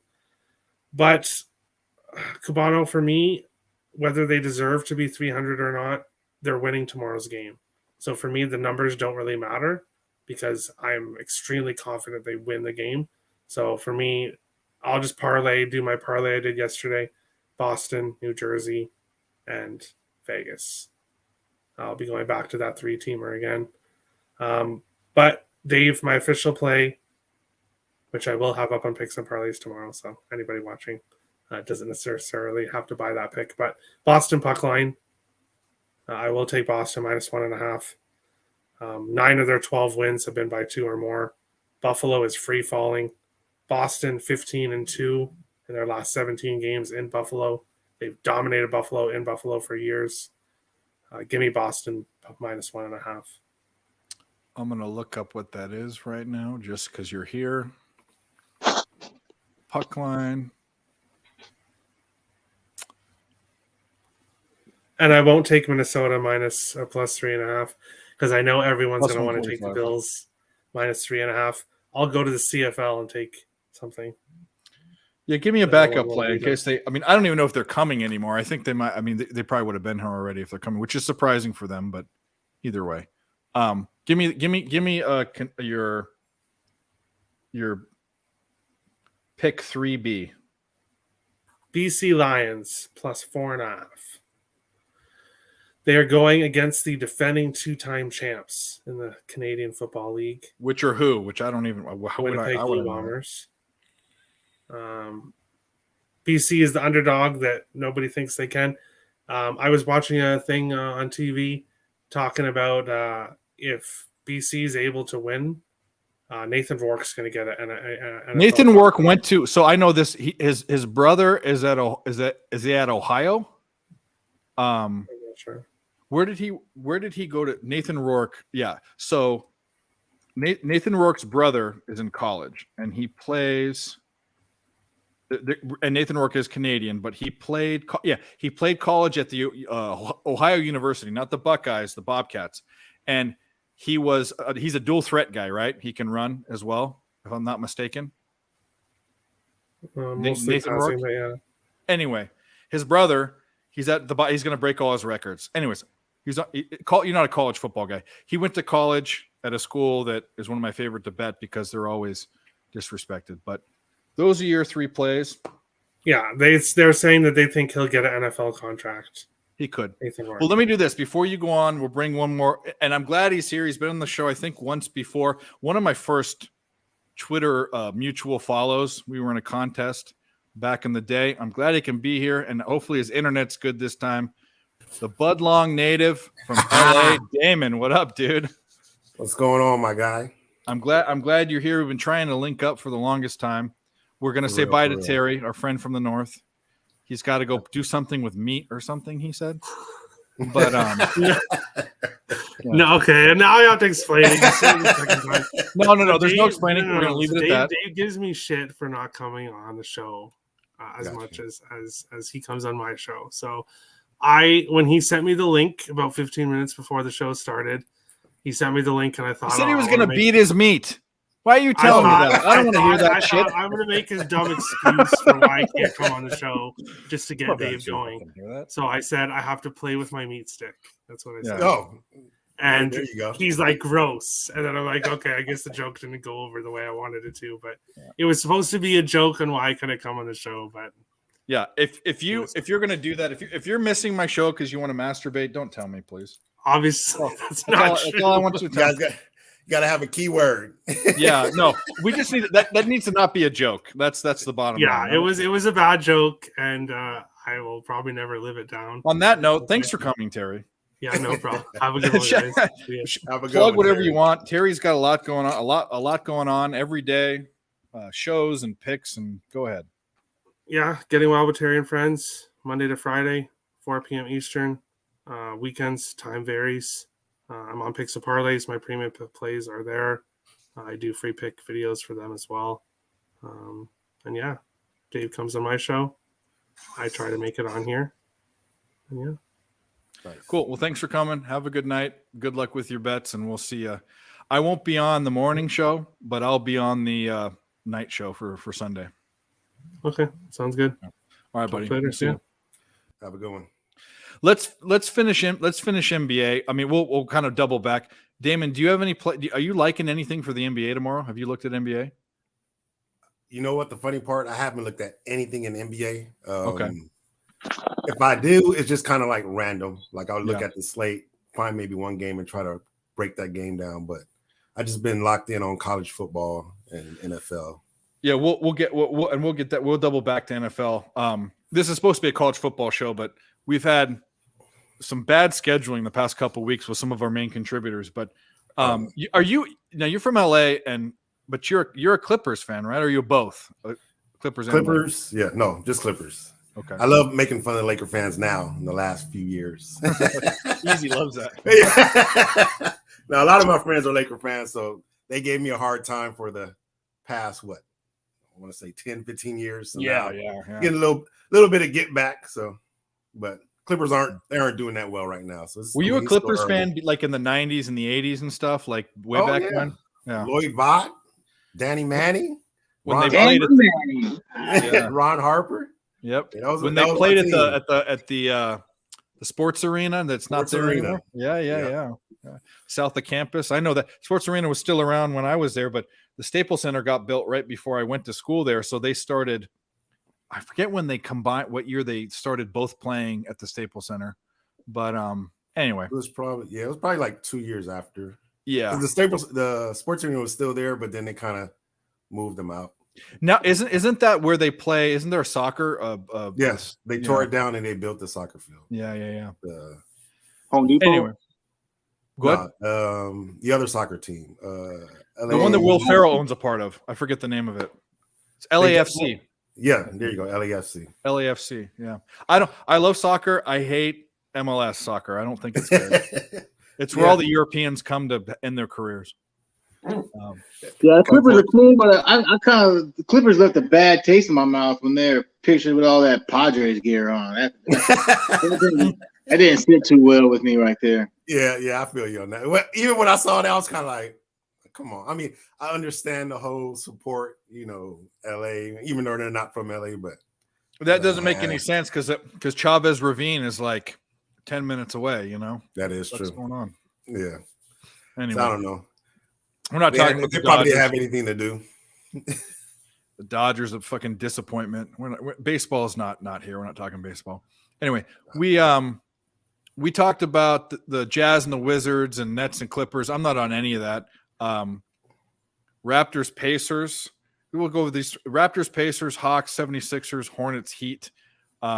Pacers are a 1.5 point dog at home against the Raptors. 228 is the total. Hawks are a dog to the 76ers, which I think the Sixers have been playing like shit. They just don't look like they care. This game's in Philly now, right? It's in Philly. 3.5. And then the Hornets are playing in Miami. Miami are 10-point favorites. I won't even look at that game because of the line. It's just I look at home dogs that are double digits, but not home faves. But let's talk about. I look at this whole card and I want to just back with all of it. But you know what? Actually, that first game you mentioned, the Clippers, Nets in LA. What's the line on it? It's -2. -2. Clippers -2. I don't mind it. No. Clippers -2 in LA. -2. Yep. Against the Nets. I'd lock that in. That's my two best for tomorrow. Clippers -2 and the Carter Hart is in net Flyers. There we go. That's my Saturday action. There you go. Nice. Clippers -2. I like that. We got the Nets, dude. This is the thing. We saw it when the Lakers back in the day, maybe almost 20 years now, 15 years, when Gary Payton was there and Karl Malone was at the end. They tried to build this old super team of like old people, and it doesn't work. Like even like the super teams, Miami did it. Miami got the Bosch, Allen, LeBron mix, but the Nets, they tried to do it. There's too many chefs in the kitchen. These are like generational players they all put together, and it ain't working. And now they built that up, and they fucked themselves so much that now they're disbanded, and the ball of rubber bands unwound, and it's all over the place. Well, no, with the Nets, so here's what happened with that. It looked fabulous on paper. For the last 3 seasons, Nets have been like favored to win the East, the championship. Now, but with the Lakers, they brought in dudes that was past their prime with Gary Payton and Karl Malone. Yeah. With Miami, they brought in players that were in their prime, and that's why they were successful, because they actually did it first with the Boston Celtics. I mean, it didn't get as much hype as the Big Three, but that was a Big Three right there. When you had with KG, Paul Pierce and KG, Yeah. So what happened with the Nets is they've probably played like 10 games together in the past 3 years. Like they've been riddled with injuries. Either Kyrie's out doing some protesting or not getting vaccinated, or Durant's been hurt for half the season. They've never played together. Harden, he came in weighing like 300 pounds. Like the three look good on paper, the names, but they've never played together. No. And you bring up a really good point, because this Kyrie, the thing that this is Kyrie, to me, he's the best. Now, granted, he didn't play in the era of hand checking. He didn't play in the era of big centers as linebackers blocking your way. He's at open lanes to the basket, but he is the best guard to drive to the net that I've ever seen. A finisher, right, as a guard. Thing is that he's not a winner. He's locker room poison, and this is another situation. This has nothing to do about basketball. Nothing to do. You didn't have to post that. I understand that people feel strongly about political views or gender stuff or race stuff. That's fine. Have those. But when you are making millions of dollars and you're in the limelight, use some common sense. Did he not think what he was doing was going to get him? What I'm trying to say is he wants this negative attention. He's an attention whore, and it hurts his team, and that's fucked. I think he should be cut. You realize you're asking the guy that thinks the world is flat to have common sense. Well, I don't know, man. He's a dope. He's a dope. And here's the deal. If you don't want to be vaccinated, don't get vaccinated. Don't stand on a soapbox. Don't do what you do. Fuck that guy. That's all I got to say. He's screwing it up for his teammates because he's a selfish bastard.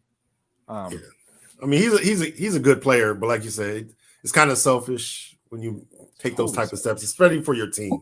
You don't want to put your team first, but if you're going to put your team in jeopardy or you're getting suspended, it doesn't help. Yeah, and KD, his buddy, brought him. They all got together. Yeah. KD's in these or these interviews after the game or practice, and he can't defend him. He's like, he doesn't want to. He's even alienating his buddy because they're like, "Oh, KD, what do you think?" And KD doesn't want no limelight. He doesn't want that shade. You know what I mean? No. Anyway, we'll move on. Screw the Nets. Clippers. I might even bet that game. Peasy put me on it.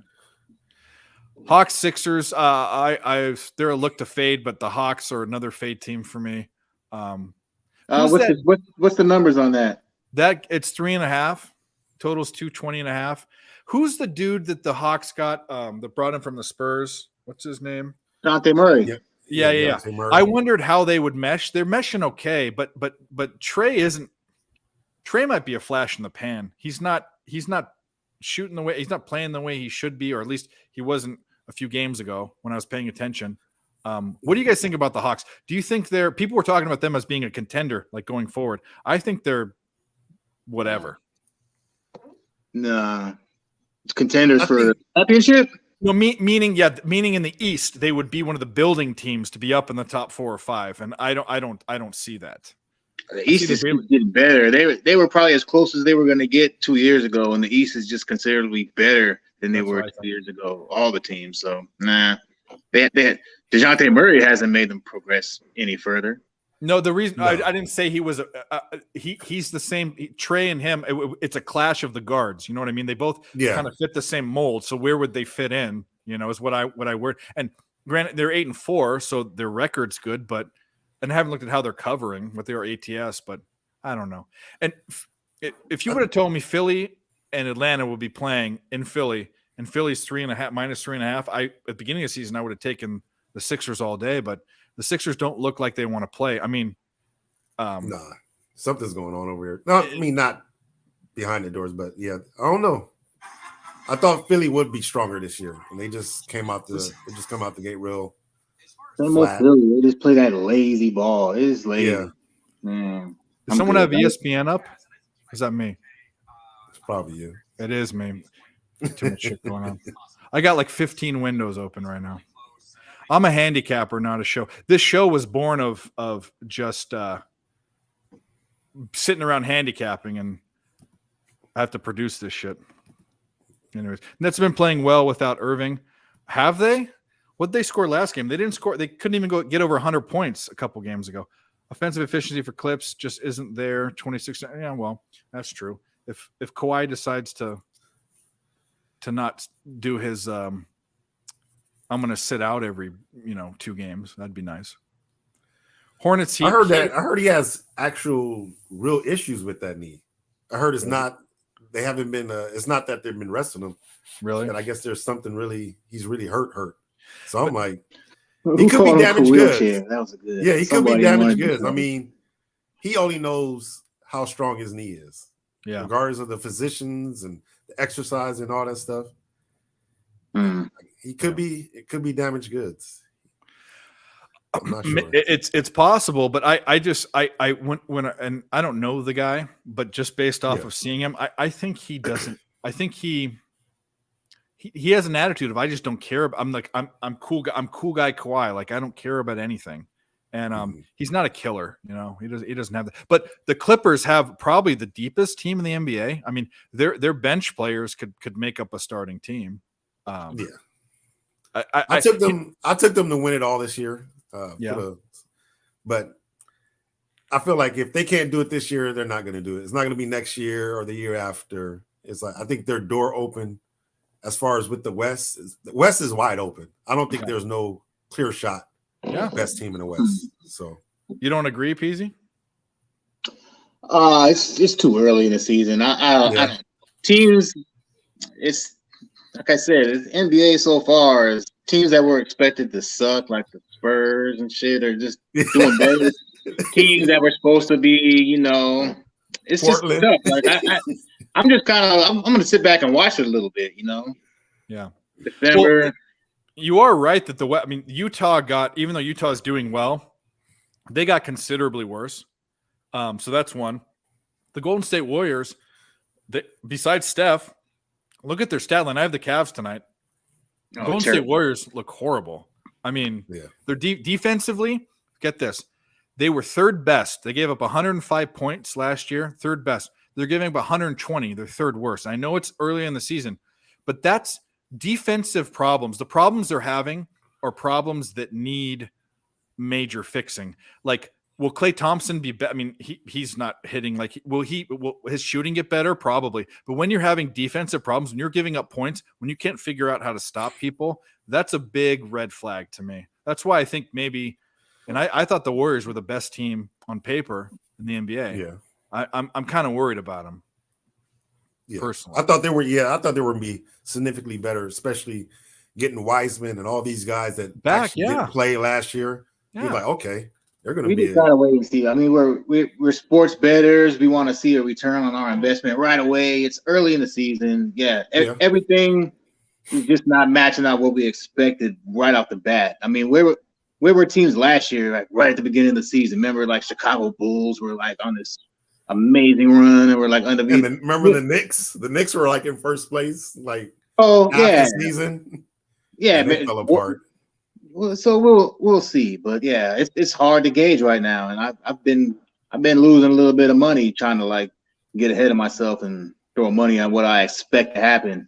I've kind of fallen back on just looking at the numbers and not really.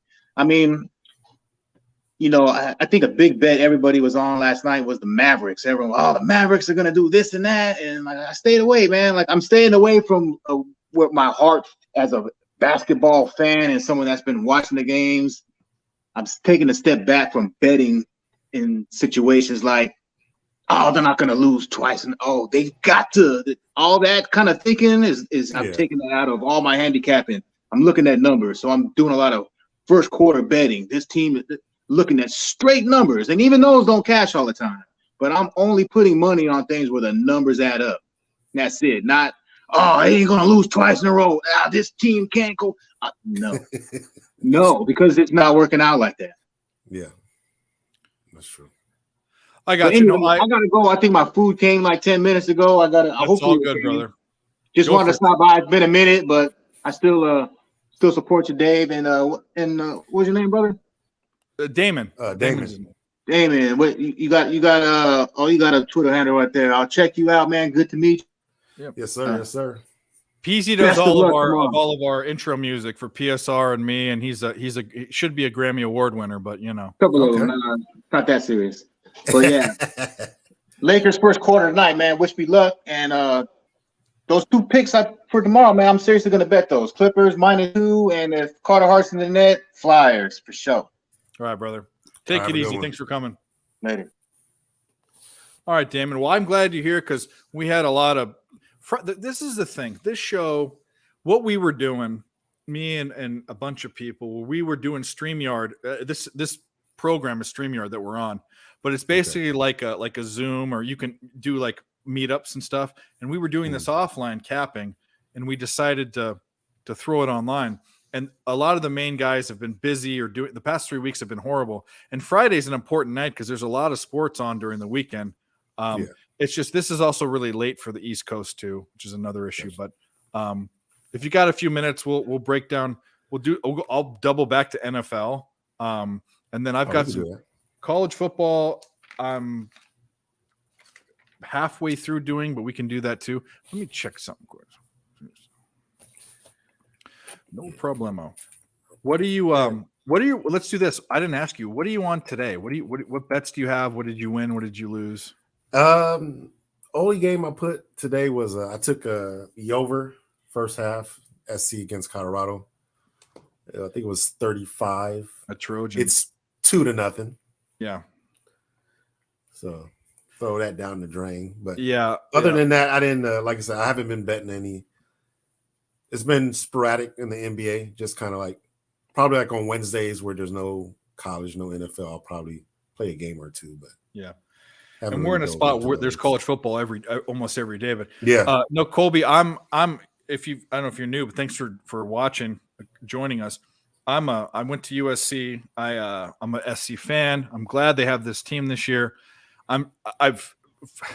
For years, SC didn't cover spreads, so I didn't bet SC. A lot of my teams didn't cover spreads. The Niners, the SC, I could be a fan. There are teams that do cover spreads where you should bet them as a sports bettor, and then you kind of ride them on two different levels. But this game was a stay off for me, a game where they're that big of a favorite. I probably should have bet the Colorado with the spread. Yeah, I should have bet them. But I had too many other things going on, too many bets in college basketball. It's not because I'm a homer, because I'll bet against my team. In fact, I do the Circa contest, and one of my Circa plays is the Chargers +7 against my team. Yeah, I like that. I kind of like that. Yeah. So we'll do this. We're gonna welcome in Porn Stash here after bumming some drinks off people at the bar, I'm sure. But, by the way, I didn't say that. That was a Kmart joke, by the way. But Hammer Poop is here. Oh, hell, Hammer Poop. Chris, that's his name. This is Damon. Damon's one of my Twitter friends from the very beginning. Chris, what's up, Damon? By the way, Damon, Hammer. I mean, like I said, I'm always when I'm watching you guys, I'm driving home. So I watch I see all the videos every day. You might remember this because this is where I found him. I don't even know how. This was on my Twitter feed, and this is how we linked up. But 1-2 Saturday, that's okay. We're 6-6. We say, fuck it. Put this fucking apron back on and we go back to work and we take scum. Knicks +4.5 smells like shit against the Clippers. Pelicans +3.5 in Mile High. Why is it that line? We don't know, but we take it because it smells. Blackhawks +1.5. Hammer Poop, folks. Let's go. Let's have a Sunday. That never gets old. Never. That'll never get old. Dude, when I'm on my phone, I can't hear the audio, but now I'm on the computer and I heard that shit. It's so good. It's so good. It's like that could never be duplicated again. It's just the best. How'd you do that day? I think I mentioned. I want to look back. I told the guys I think it was 2-1 or 3-0. I know the Blackhawks covered. I think the Hawks did too, but I have to check the. They did a contest. I don't know if you do it every year, but their whole thing. Fade U Sports is where he's from. It's a group of guys. A lot of them from Orange County, where I'm from, and close to Damon. He's from LA. They did their whole thing is dads. They're all like guys in their like 30s that like bet sports, but they're hot. All like for me, I'm in the Circa contest. I'm 500 after a horrible week. I've never been. I've gone 3-2 and 2-3 almost every week, except for a 4-1 and then a 1-2-2. These guys are in the contention, like all of them. They know how to bet sports. they have a cool little gimmick with just being like, a bunch of like heavy drinking 30-year-olds. You know what I mean? Like just bums. I say that very lightheartedly, but you know what I mean. They're all successful guys. But anyway, we're gonna do. I guess we're kind of done with NBA. I mean, I don't have we didn't talk about Blazers, Mavericks, or Rockets, Pelicans. Damon, if you have anything in that, but I'm off the Mavericks. They don't look that great. I think the Trailblazers are playing over their potential. Both scary things. And then the Rockets are horrible, and the Pelicans are a 10.5-point favorite at home, which would be Chris's like wet dream, a 2-10 team versus, with double digits on the road. Yeah, I just cashed with Spurs, ugly, 5-7 against 10-1 Bucks. Love it. They blew them out. And I don't know, is it Bud Long Nomad? His name's Damon. Yeah. So there you go. Okay. He's Damon. Damon? Yeah. Damon. I don't know if you know this, but I have multiple fade people that I take. I just love having that. Hence the fade you. A guy just hit me up. He's drunk. I had to close his account because he's a fucking degen. He just, guess what he's on? Laying 3.5, 4 points on the road with the Kings. Free money to finish your Friday night, right? Not so fast. I'm going to go fade him. I'm going to end up being on the disgusting Lakers, who are 2-9 against the spread. Hold your nose on half-minutes, dude. So he has a guy that basically texts him his plays, and these guys auto fade him, and they're like 60 something. They're like way over expectation. This guy's just like he's like who's that dork that Trent guy that which I think he's bad. I don't want to start a war. He's not watching this, but I don't think you should be a fade guy on purpose as a joke. A fade guy is someone that seriously is betting and you fade him. But anyways. No, it's funny that I remember when he first told that story. Yeah. And I'm sitting there and I was dying to myself. And I'm like, I called my cousin. I was like, I think he talks to the same guy. We all know that guy. We all know we have a good friend that, like I said, we talk sports and we talk about who we're going to take.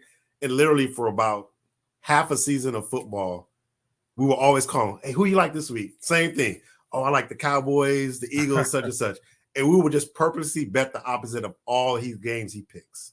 And we're hitting like every week. And he's like, how y'all winning and I'm not winning? Like, we've been fading your picks. You thought we were playing? Right. You guys are seriously fading my picks? If there's one sport that you could do that with, it's NFL football. Because they're all, you see the lines and everyone's like, 70-80% of the tickets on this. And every time I text them, it's those same teams. What this week?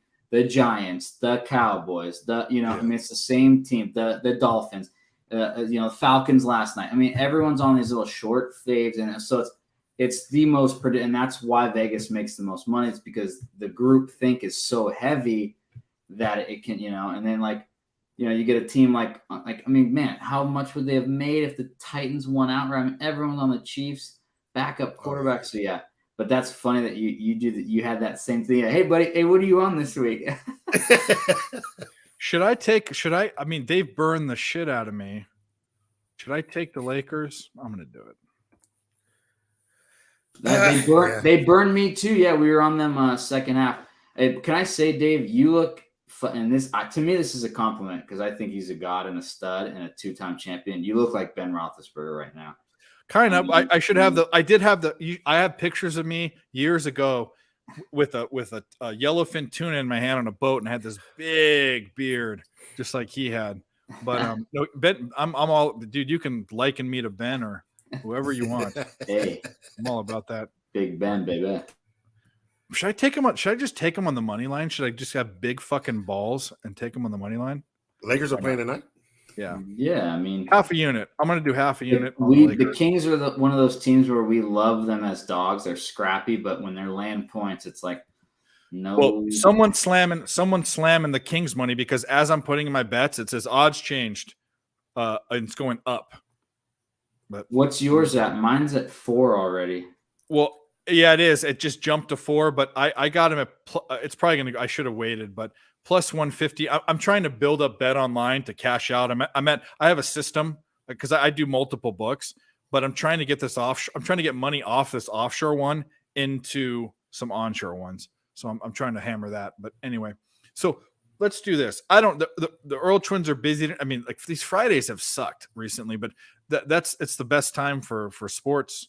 It's just at a bad time. But do you want to? We haven't talked any college yet. So that we're going to get into that, which that show's supposed to be about. But do we want to double back before we do that on NFL? Have you put your picks in for the Super Contest? Yes. Didn't I give out Panthers to you on Wednesday night? So you picked your picks early on Thursday to get it in. I put Panthers in mine because I was so What are your other 4 picks? We're definitely on. I think we're on Chargers. I'm on Chargers plus the 7.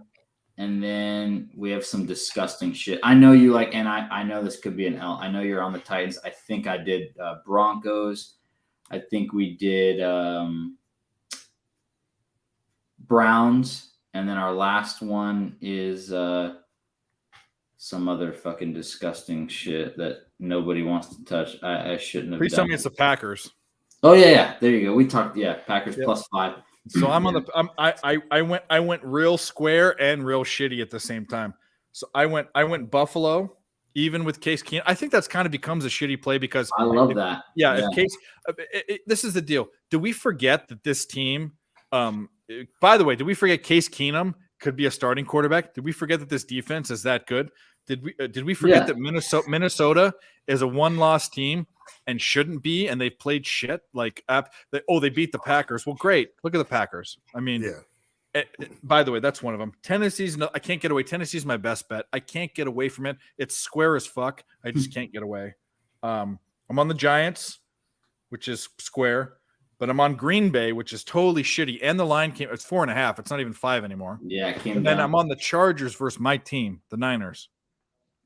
So you got to. That's what you have to do in the. My buddy, who's a 3 back of the leader, they're really good at mixing in that little bit of square and a little bit of, and that's you have to. Yeah, you have to. Like, I mean, we had one week where we went 5-0, and I think we had like 4 dogs and a cup and 1 fave, but you have to kind of balance it because it's hard to be 5 of 5 with all faves or all dogs. You know? Yeah, but that's because the NFL is the hardest sport, in my opinion, to win money. And if you're like, oh, I'm going to take all dogs, or I'm going to take all, I'm going to be super, I'm going to go against the vein and be super square, or I'm going to go against the vein and be super, poopy. It doesn't work that way. You have to mix it up. You have to pick your spots. Damon, what are you liking for do you have any NFL plays you like right now? Yeah, I got a couple. I'm liking that Tennessee game. Like I said, I think you can't. It was one of those games you just don't overlook. Tennessee, yeah, they're coming off that tough loss to KC, but it's Denver, and Denver hasn't looked consistently good at any point, even in their wins. And I do like a dirty dog, the Houston Texans. Well, we're against each other, but go ahead, go for it. I like a money line. I feel like. I don't know. I haven't been a big fan. Well, I guess a little bit of bias because I'm a Cowboys fan, but Giants, they've been getting away with these last-minute turnovers in the red zone. And I don't know. I haven't seen a game where they actually played and just dominated a team. They've been relying on these turnovers, which is great because that's what you want your defense to do is to get turnovers, interceptions. Yeah. But I don't know. I feel like this game, it'll be a wake-up call. I think the Houston can pull this one off. I was thinking about taking the 5. It doesn't drop down to about 4.5, 4 in some places. So I'm like, I'm going to put in the money line now and see what happens. Yeah. No, you make a really good point because of the teams that have sort of benefited from chance, it's been the Giants. I put up a poll on my YouTube, on my small little YouTube channel that said, who of these teams are going to make the play of the New York teams, base teams, who are more likely to make the playoffs? The Jets, the Giants, both or neither. And the top 2 were Jets and neither. And I still think there's a case to be said for neither. But and by the and the Giants have a hard time because, and I know you'll hate this as a Cowboys fan, but in beginning of the season, the team I was highest on, I'm not a fan of anyone in that in the NFC least. But it was the Eagles because the Eagles did everything right in the offseason. They even did something that they don't do. They don't draft wide receivers very, very well, except for the the dude from Alabama, but they went out and got the dude. They realized their shortcomings. They didn't. They weren't stubborn. So they went and paid for the guy. They drafted really well. Yeah. So and the Cowboys are obviously doing phenomenal. So the Giants are going to have a hard time, but the Giants have benefited from little squeaks here and there. They've cut corners here or there, and it's worked out, and that's all you really need. Yeah, that's true. But to me, I think Houston, they were in the beginning of the season. To me, they were the second worst team with the Bears. I thought the Bears would be the worst team. Look at that. The Bears are actually not doing horrible. They're not going to do great things, but there's some shining light that we didn't see. They beat my Niners the first week. But Houston, they're covering spreads. The problem is that they have – look at Houston's team. They've got no one. They have a horrible defense. I mean, their best player is their coach. And the best thing about him is their coach. Davis Mills and nothing. Damian Pierce, too, could be a dude. But Brandon Cooks isn't doing what he's doing. None of their other running backs are pitching in. Their rush defense is worse in the fucking league. They're just horrible. But it could be one of those – I mean, Hammerpoot probably has a boner right now that you picked Houston over the I mean, he loves that. It was absolutely in the mix for being in our 5. I mean, how could, like you said, all common thought would say, how does Saquon Barkley and the Giants not do exactly what the Texans just did 2 weeks ago? Run down their throats because of the worst rush defense. Yeah. We understand they covered on Thursday night, but that was a big spread. They lose by 12. This is only 4. And it just got hammered from 6.5 down to 4.5, like Damon just said. That's disgusting. Everybody's betting the Giants, but it's coming down. I agree with you, Dave. It's disgusting. But hey, we have a saying at FadeU, square bets win too. So that's what that's the art of this thing. You have to pick the right ones. Like, are any of us going to be shocked when the Giants went outright? No. Are any of us going to be shocked when Texans lose by 20? No. No. And that's exactly right. This is what people say. Even the public wins 50%. Like you're a winning sports bettor if you're a minus 110 line, a regular line at 52.5%. So the delta's 2.5%. I mean, you can't ride on fading squares all that. You can't do that because you get burned. Because they need to be like 47 or worse. Yeah, you can't. Yeah, it's the other way. It's 47.5. Exactly. Because the fade guy, when our fade guy goes 50, we get fucked because we pay the juice. He's got to be 46, 47 for us to yield the income. But do you have a spreadsheet on him? Do you guys put actual you guys are evil.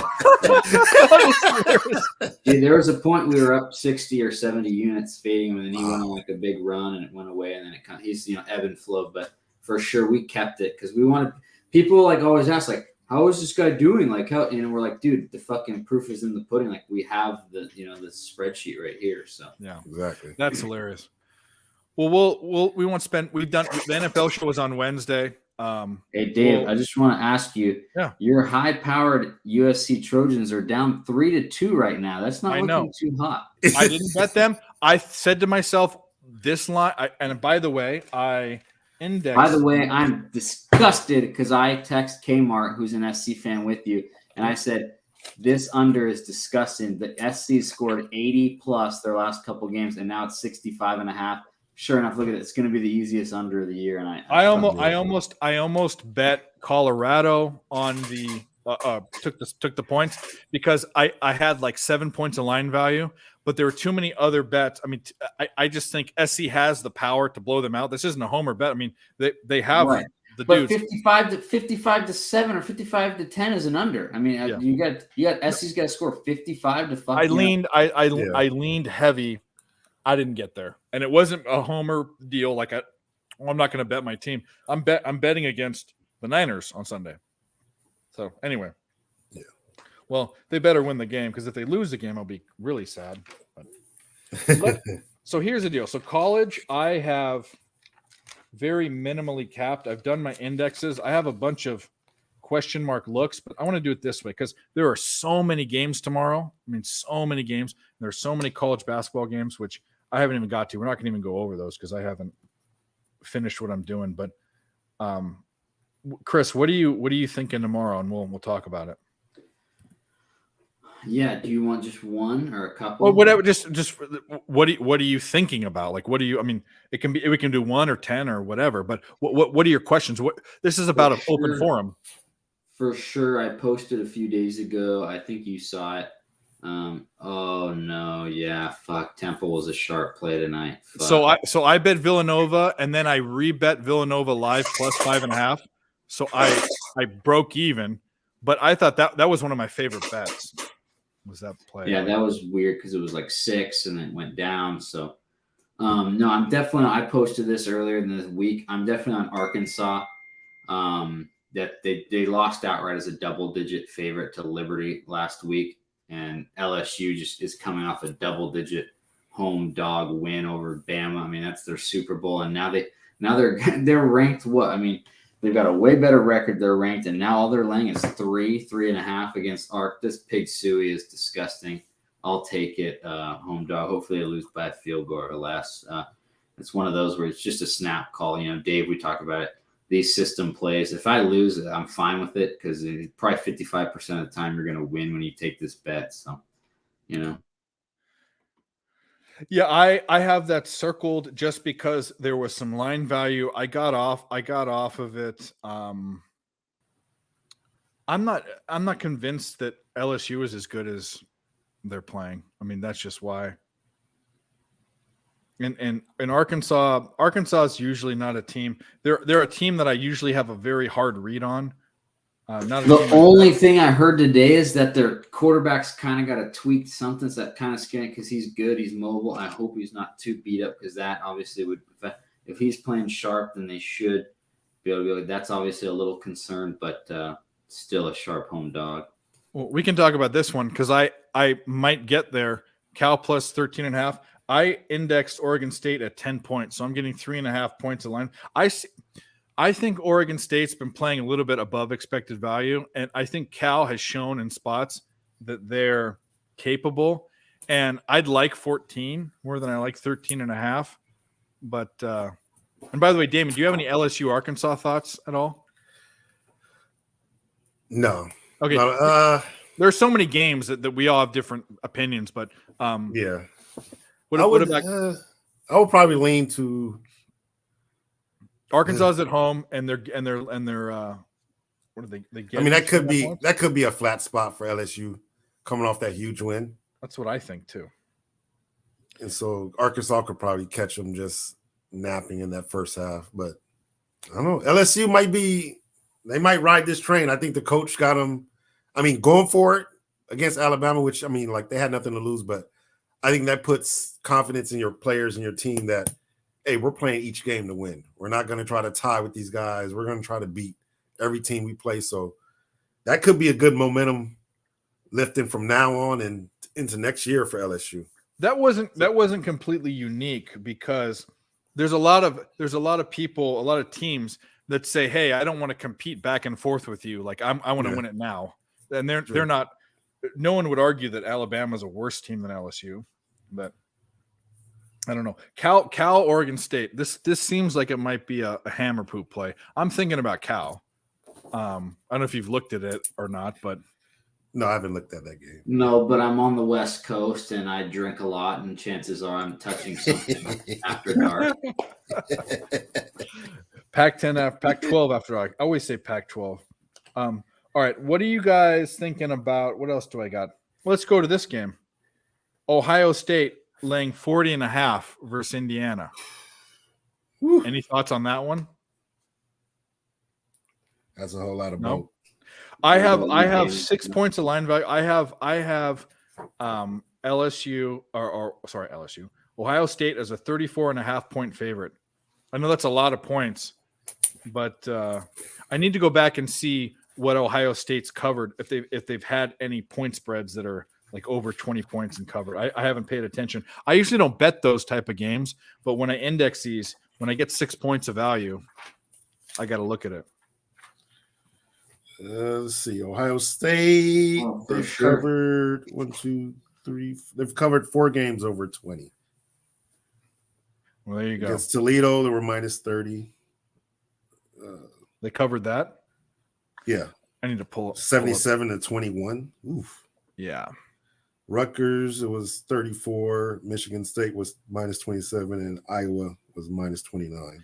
Yeah, and Iowa was a team that can't score like Yeah. Indiana. I might be off that, but 40.5 is just retarded.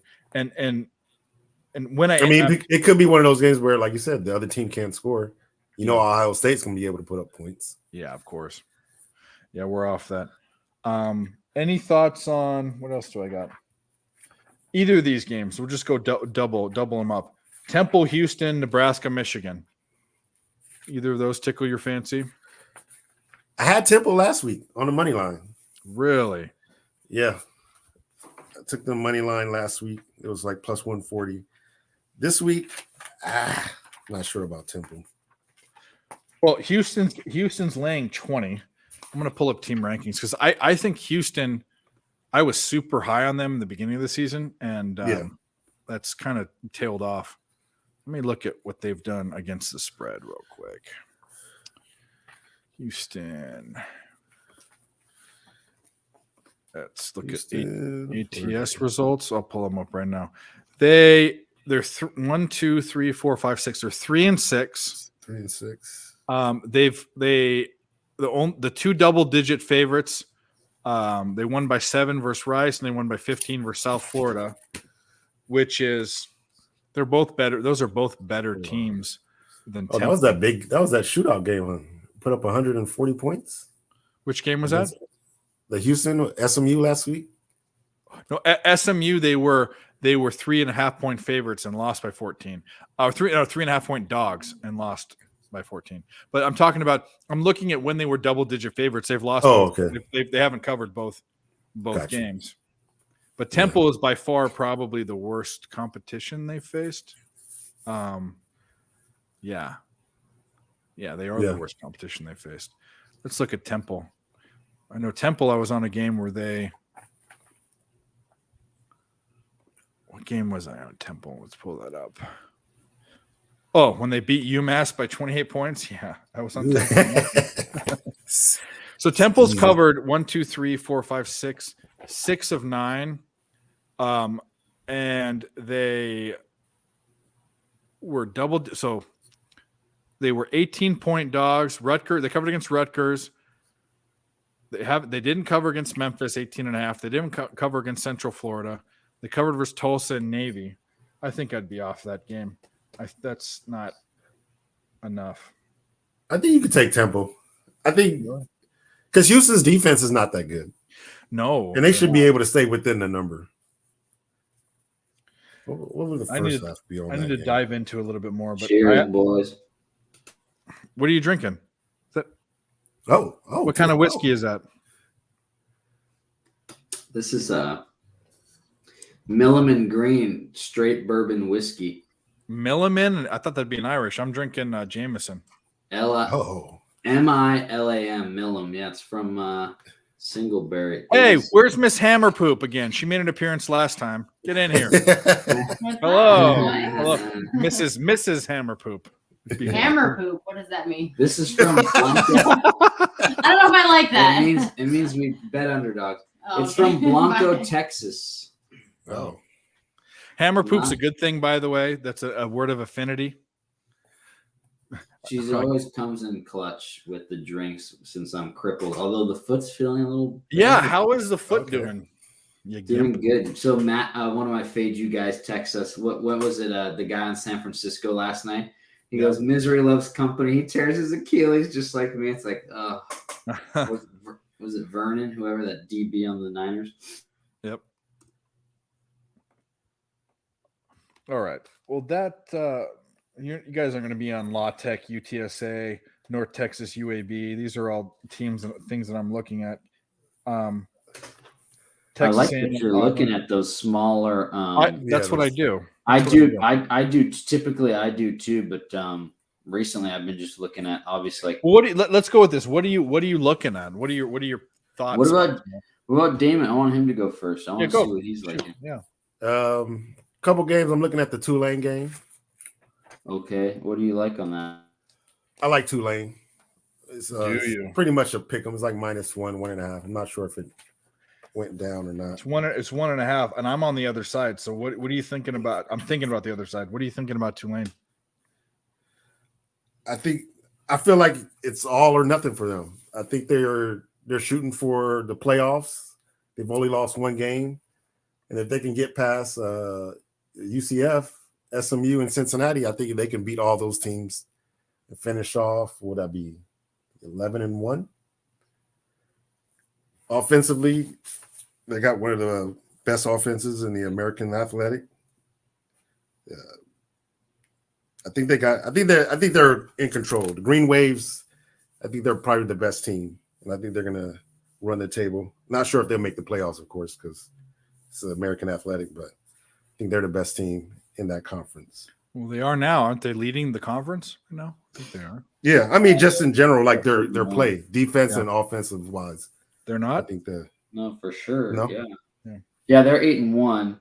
UCF's 7-2. So yeah, but yeah, I like that. I don't know if I'll get to the window on that. I lean that way too.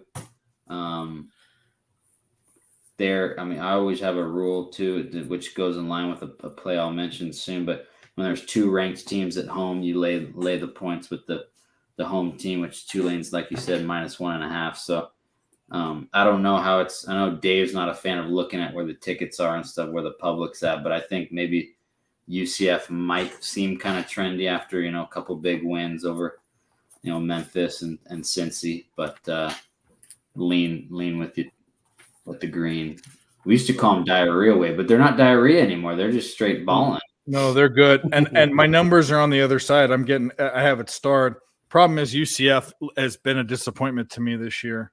So I'm off that. I mean, I'm probably off and rooting for Tulane, but I have UCF as a 2-point favorite, so 3.5 points of value on that one. But I'm not betting it, so don't. Oh, no. Either way, we'll get to the chat. Second question is, what did Tennessee only favor? I'm off Tennessee now. Tennessee has become. I mean,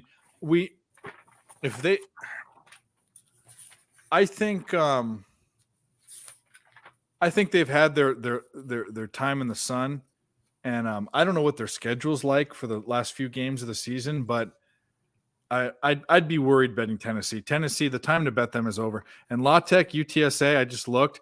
Both teams don't play defense and score a lot of points. Wouldn't mind the over. That's a lot of points, but just looking at this, La Tech, 30 points a game, giving up 40. That's 70. I mean, that without diving in any further, that's fine. And then UTSA is 34 and 31. That's 65. But when you have a team that's scoring 34 points a game against a team that's giving up 40, I don't hate it. I don't hate that. Yeah, I know Missouri. I know, like, it is kind of stinky, and you could probably play the letdown. I mean, Tennessee just had their dogfight Super Bowl with Georgia. You could say maybe it's a letdown, but I mean, Missouri, their record does not do them justice. They barely lose to Kentucky.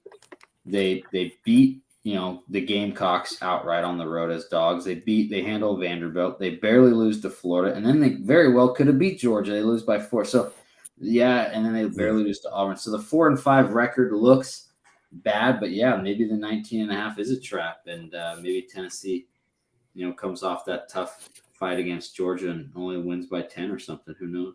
Yeah. All right. Well, what else? The other game I was looking at, the Kansas Texas Tech over 64. Okay. I was looking at that game shortly, indexing it, and I kind of lean towards Kansas, but I think also the Kansas train has left. Let's look and see where the stats for those two teams real quick, just so we can look at it. No, if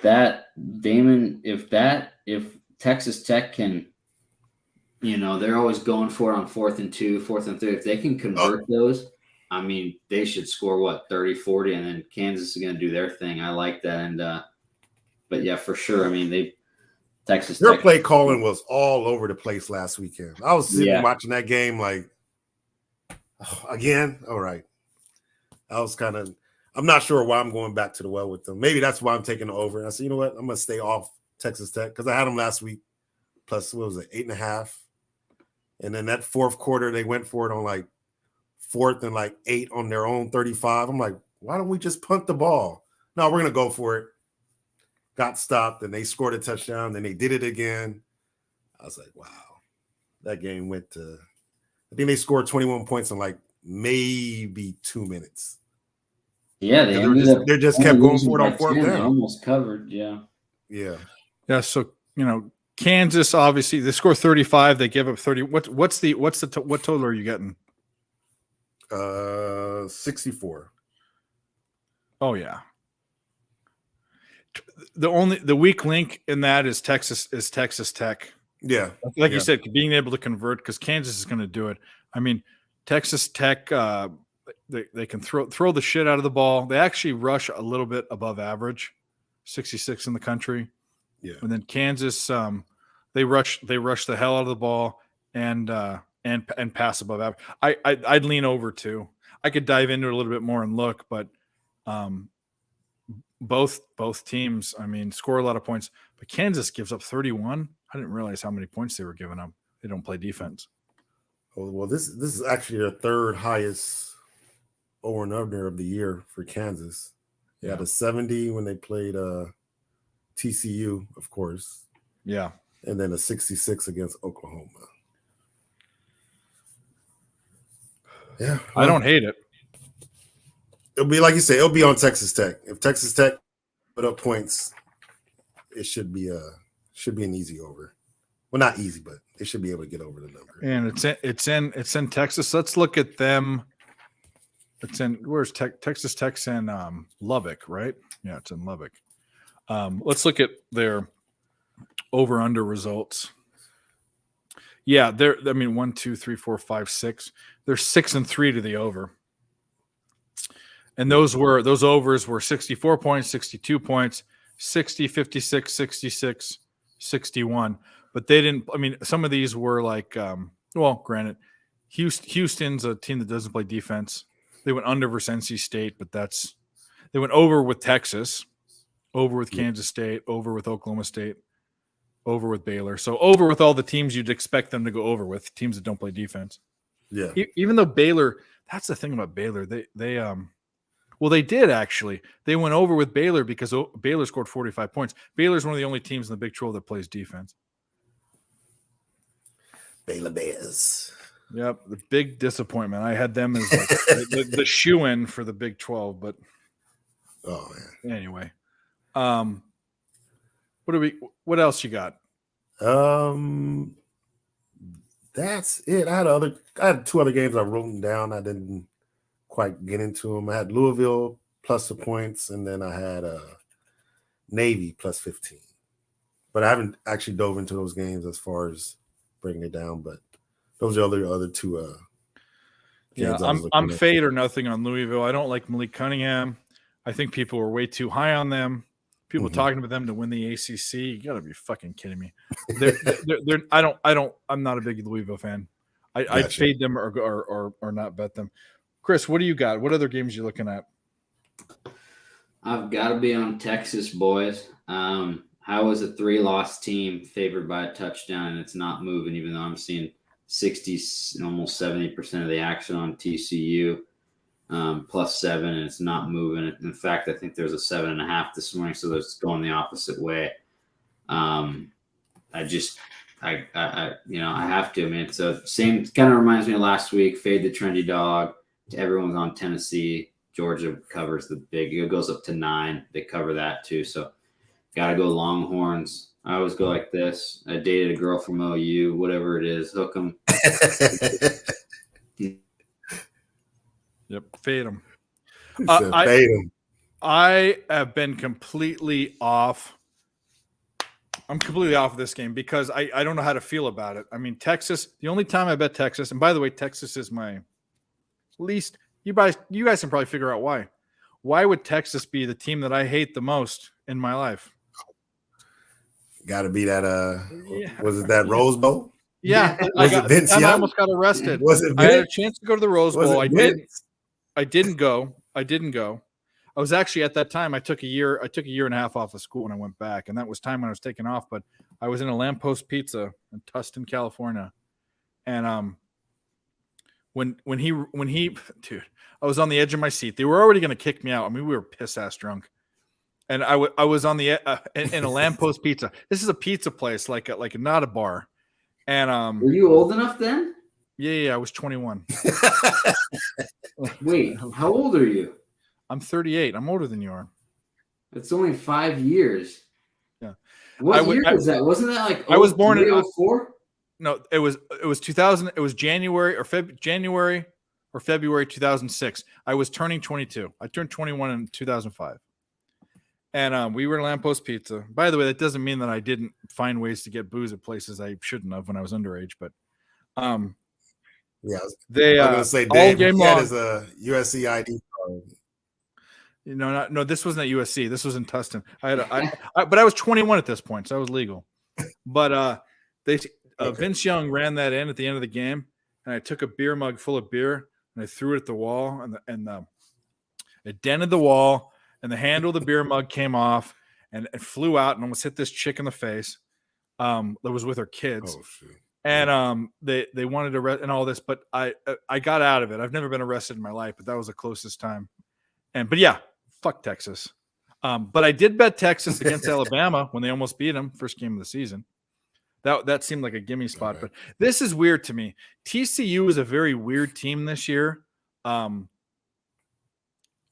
If I had gun to my head, Kansas State and West Virginia. Gun to my head, I'm betting Texas in this game. I hate to say it, but I'm immediately off. When I saw this game in the line, I was immediately off it. I mean, it's fun. Texas fans have fun watching the game, but Dave, you index. Well, first of all, Dave, what makes us great cappers is we don't do shit like that. We don't say, "Oh fuck Texas, I can't bet them." If you say you can't bet a team, then I don't respect you because you should be able to bet any team. Exactly. First game of the season. What did you index this at? I'd be interested to hear what your index. So is. I had very little time. So what I do when I index it, what I do when I have full time, I take 3 indexes and I average them. And by the way, when I say that, let me pull this up so you can see it. I do it by hand because I've had computer programmers that I know that I've tried to pull off these index sites, and this is just full of shit. They try to pull these numbers off of the sites. They call it scraping the data, and they can't scrape the data because the team names are different. So some sites have USC, some have Southern Cal. So if you scrape the data and put it in a spreadsheet, you can't average. If they were all Southern Cal, you could put them in the same line, but there's going to be a different line with a different name, and it won't work, and it's too much work. So I spend hours a day doing that. So when I index, when I have time, I average. When I don't have time, and there are 70 games and 70 basketball games, and I do one index, then I look at the line, and if the line is far off, I index it again with the other 2. If it's close, I don't. So I only index this one time, but we're on the show and it won't take me that long. I'll index the other 2 real quick because I just did Sagarins. So we'll do Sonny Moore. We'll do college football. This is what we do for all 5 people Are watching. you staying away from this too, Damon? Which Not one? touching this game. Well, let me index it first. We'll go into this. This is worthwhile to do. I just was seeing if he had a play yet. Texas is No, not in that game. 1, 2, 3, 4, 5, 6, 1, 6. I do like James Madison minus the 7 against Old Dominion. Yeah, let's stick on this game because I'm gonna index it real quick. Do some math. It won't take me more than like 2 minutes. Oh, no problem. TCU right under. So this ranking has them 6 and 7. So they're 85.73. Texas against TCU. So this one has TCU as a favorite. Can't be as Texas is a favorite. There we go. So 2.34 is 1.91. These are the spreads that they're estimating. And then we'll go to Massey. What's the actual spread on that game? -7. Yeah. Is it -7? Texas -7? Well, on the site that I use. We'll look it up in a minute. TCU 68.5. 68.05, and then Texas is 72.91. They have them at 486. So we'll add all those up. I have them 2.34 plus 1.91 plus 4.86. Those are all the spreads that they think Texas is favored by. Divide by 3. On a neutral field, these indexes are saying that Texas is a 3-point favorite. I add 2.5 for home field. So my index would be 5.54 to Texas. Okay, so you got a little bit, couple points, 1.5 or That's the thing. Not enough for me to bet the game. Yeah. Gotcha. Yeah. Makes sense. Not significant enough. Nope. And the problem with those it's a key number, 7, but yeah, it is. But I look for 3 or 4 points of value before I even start thinking about it. Gotcha. It's just a guide that's helped me through. But the interesting game. But I mean, no one would be surprised if either team won. No. Yeah. The only other game that we haven't talked about that might be prime time that I'm looking at is Texas A&M and Auburn. And Texas A&M is getting points, and I have them as a 1-point favorite. So I don't know what that means. Again, it's only 3 points of value. But and just Auburn's been a team that usually was on the tip of people's tongues before, but they haven't, the SEC's been a big fucking jumbled mess. Yeah. Auburn's burned me too many times in the beginning of the year, and I kind of just stayed away from them after a while. Do you think any of the big over-unders go over? Washington versus Oregon. I didn't look at the totals on those games. What game was I looking at? That was interesting. Nope. Washington, Oregon, that's 72.5. Yeah. Well, Penix or Penis or whatever his name is, he's the dude. Oh. And we know Oregon can score points, even though they're not the Oregon of old, the run and shoot Oregon. Yeah. You have to do. I don't know. I can't say it because it'll go over. But on those games that are on the Fox, the main games where Vegas is going to have it on the big screen, just take the under. Typically, yeah. I mean, these two. I mean, you can see this being a 34-31, and it goes on. It's 72.5 is a high, right? You gotta have 45-30 to go over. Man, you got to score like every possession. Yeah. Which can happen, but anyway. So I'll tell you what, the only game I have a play on for sure is a game that no one's on. If you're on this game in any way, side total, whatever, I'd be surprised. And that's the UMass Arkansas State game. This is my type of game. Everyone that knows he's bet on more UMass games than yep. And you know where I'm going with this. This is my thing. You got to find value and you got to pound it. You got to find that $2 whore and pound her until she's almost dead. That's what you got to do. And UMass is that $2 whore. They don't score points. They average 10 points a game. I'll pull up. I went on Joe's show today, and that was my play. And of course, it gets no views. If I did a video on this, it gets no view. No one gives a shit. But you know what, guys? For all 3 of you people watching, you want to win money. You see my record. You see these, all these other guys. If you want to win in sports betting, get away from primetime games. Find value other places. UMass, 10.9 points a game. Arkansas State, 21.9. Shit, they both give up 30 points a game on defense. But if you can't score, what does it matter what the defense is doing? So here's the deal. UMass throws for under 100 yards a game. They can rush. They're middle of the road rushing.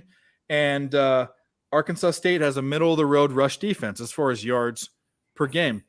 But the only way, and by the way, if we're talking about a rushing game, we're not talking about a game that gets to 50 points. Okay, that's where it's set at 49.5. But if you're looking at the only way they can score points, Arkansas State has a good offensive passing game. But for whatever reason, the only thing UMass does well is defend against the pass. They're 16th in the country, 187 yards. So there's just no way these teams score points. And if you're giving me 49.5, this game doesn't get to 40 points. This is the best bet of the weekend, in my opinion. And you got to find these little gems. And of course, I'll look stupid when the score is 45-40. Weren't you on that? Were you on that under last time too against UConn? That was easy under. Yeah, UMass, you were. UConn. I was. I mean, I'm on all UMass, UConn, Boston College. I almost took Boston College, NC State. Problem is, NC State found their quarterback. They found the second stringer, the guy that's in there, or the third stringer, whatever. He can score points. You got to find these teams. St. Peter's last year in basketball unders. You find these just shitty teams that just don't score points. And UMass is the only time UMass has ever been good was sometime in the 90s when I remember they went to the tournament in basketball. But UMass Amherst is, God bless you guys, but you suck. I mean, I don't know what else to say. Yeah, I don't know what else to say. And everyone, people don't want me. What's funny is people don't want me on their shows and stuff, but they want these big games for and when I do videos, the one that get the World Series games, the big primetime matchups, they get the views, but that's not the money makers, guys. The money makers are these shitty ones. No, you want to make money? Find the poop, right? Hammercock. Find the poop. Yeah. All right. Let's just get the best bets and we'll get off here. A little shorter show. Not shorter than the past couple Fridays, but Fridays are becoming a problem. I might need to adjust, but the thing is Fridays are so good because there's so many games on during the weekend. If we had Nick and Tim here, and if we had Cab here, if we had all these guys, we could talk about a lot more. You know what I mean? But anyway, no, but I'll be here on. No, you're gonna. I want you on, dude. I wanted you on for a long time. We need to get you some exposure because you're a fantastic capper, and maybe you can come on Terry's show too. You actually work during the day, probably, huh? Yeah, I work from home. I catch it when you guys are usually on. I'm watching it at work sometimes. Yeah. I got a little break here and there. Well, let's do. Where did I put Terry's plays? That Jamoke. There we go. All right, Damon, give me what we do on the show. If you remember, have you seen? You get 0 to 3 plays. We don't attach your name to them. We put them in the pool and just say, "Hey, look, these are our best bets." Any sport, go ahead. And if we didn't talk about them, we'll cap them a little bit. All right. I'm gonna give you 2 and 2. 2 college, 2 NFL. 3 picks you get. You got to pick between the 4. 3. Give him 4, baby. All right, you can. You're the only guy that's had 4, so you can get 4. We're gonna take that Kansas versus Texas Tech over 64. Do we know where it's at right now? Let's look. Let's make sure we get the right odds. Got you. I got Dave, do you write these down? Did you write it? Because the other night I think I gave you a couple. Did you write them down? You gave me. I'll tell you exactly what you think gave I did. Panthers in Arkansas or something. No, you gave me Panthers only, and I asked you if you wanted more, and you said no. I've Chris Carolina plus 2.5, right under Marley, Philadelphia, and Tennessee. I write them down. Okay, so I told you I'd give you more tonight. Okay. Yeah. Well, we'll do 4 for each. We'll just make it fair. Let's look at the Kansas line. Yeah. I want to make sure the odds are right. I'll pull it up on. Yeah, I got it at 64. You could double check though. I have one that has multiple books up. Gotcha. NCAF totals. Kansas. And Dave, while you do this, if you could tell me the index you have for Wake versus North Carolina whenever you get a sec. I will. Ugh. So I have 64. You wanted the over. So 64 is the best. All right. Yep. We'll get to that in a minute. What are your other 3 picks?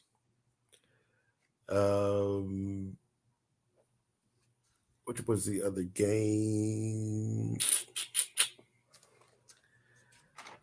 Northwestern and Minnesota under 40.5. Why do you like that? Out of curiosity. Northwestern can't score. Minnesota, as of lately, can't score. Yeah, it's amazing. They fell off a cliff, didn't they? Yeah. they were one of those teams. I was right in Minnesota earlier. What do you have? What do you have it at? What do you have Minnesota Northwestern at? 40.5. 40.5. I thought you said 48.5. You can get, and you like the under, you can get 40, you can get 41 still at -109. So we'll do that. Sounds good.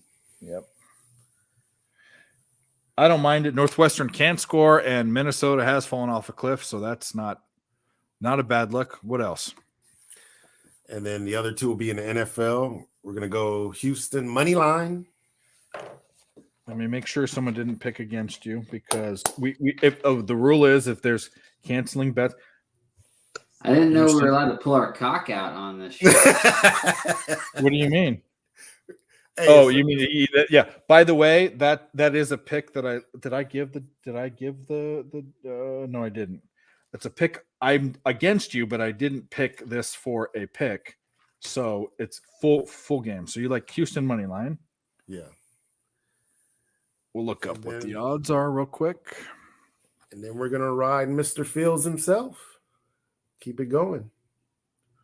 1 second. We'll look up the money line. I'm not quite that quick. Let me see what I got. I'll do the +190. Wow. That's balling. All right. And then what was the other one? We're gonna ride the Bears. Keep riding the Chicago Bears. -2.5. I'll look up that one real quick. Against the Lions. I think it's at 3 now. I think I see a 3 -3 plus even money. Well, on mine, I'm not sure. Yeah, if we get 2.5, I'll take the 2.5. Okay. Because you're in California, you only have one. Yeah. When I'm in California, you can get -2.5 at -114. There we go. Okay. I love it. What did you want, Chris? What index did you want? The Wake, North Carolina. Okay. I think I only did one, and we can do the other two. Let me see. Wake Forest, Demons. I don't see it on that page.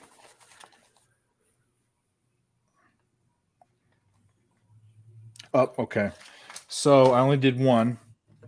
It was a pick 'em pretty much. Wake plus 3.36. So we'll do the other two real quick. We'll do Sonny Moore, Wake Forest, 74. Oh shit, 74.69, and then North Carolina, 74.67. Come on, you stupid piece of shit. So Wake it's a pick 'em there too. And then the last one, let's see if this breaks the pick 'em trend. Wake. 60 points. See, we didn't have enough degenerates that lived in California to get that bill to That pass. sucks. I can't even believe that fucking happened. My mom goes, "What should I vote?" Because I'm living in Arizona. What should I vote? And I said, "Vote yes for both." And this is the thing: weed is legal. Weed is legal, but gambling isn't, and the state is always in financial ruin. You could tax the shit out of these fucking Indian books. But anyway, by the way, I mean Native American, not from India. We don't want to get political here. No, we don't. Yeah. We do, but we don't. We just. I just want to say this: no matter what political side you're on, California's government sucks. It doesn't matter what side you're on. Yeah. Well, and as once they find a way to tax it like they do everything else. Yeah, it's like, what the fuck? You go to Pachanga, used to be in a hut. It was this big. Oh yeah, I remember that when I was underage.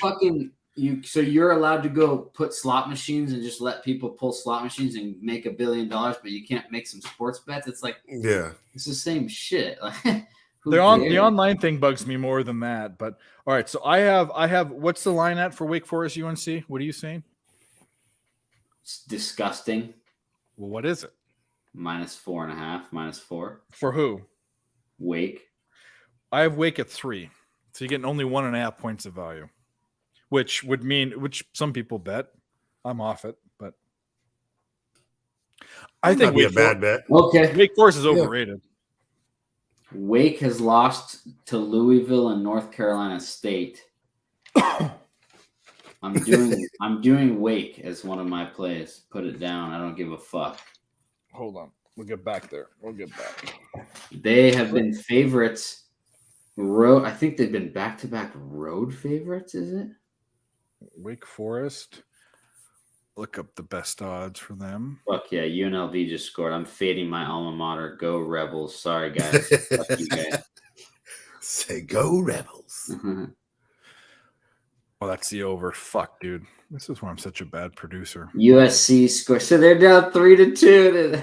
Yeah, they woke up in the second quarter. They woke up. What's the score in that game? I'm not even watching it. 23-3.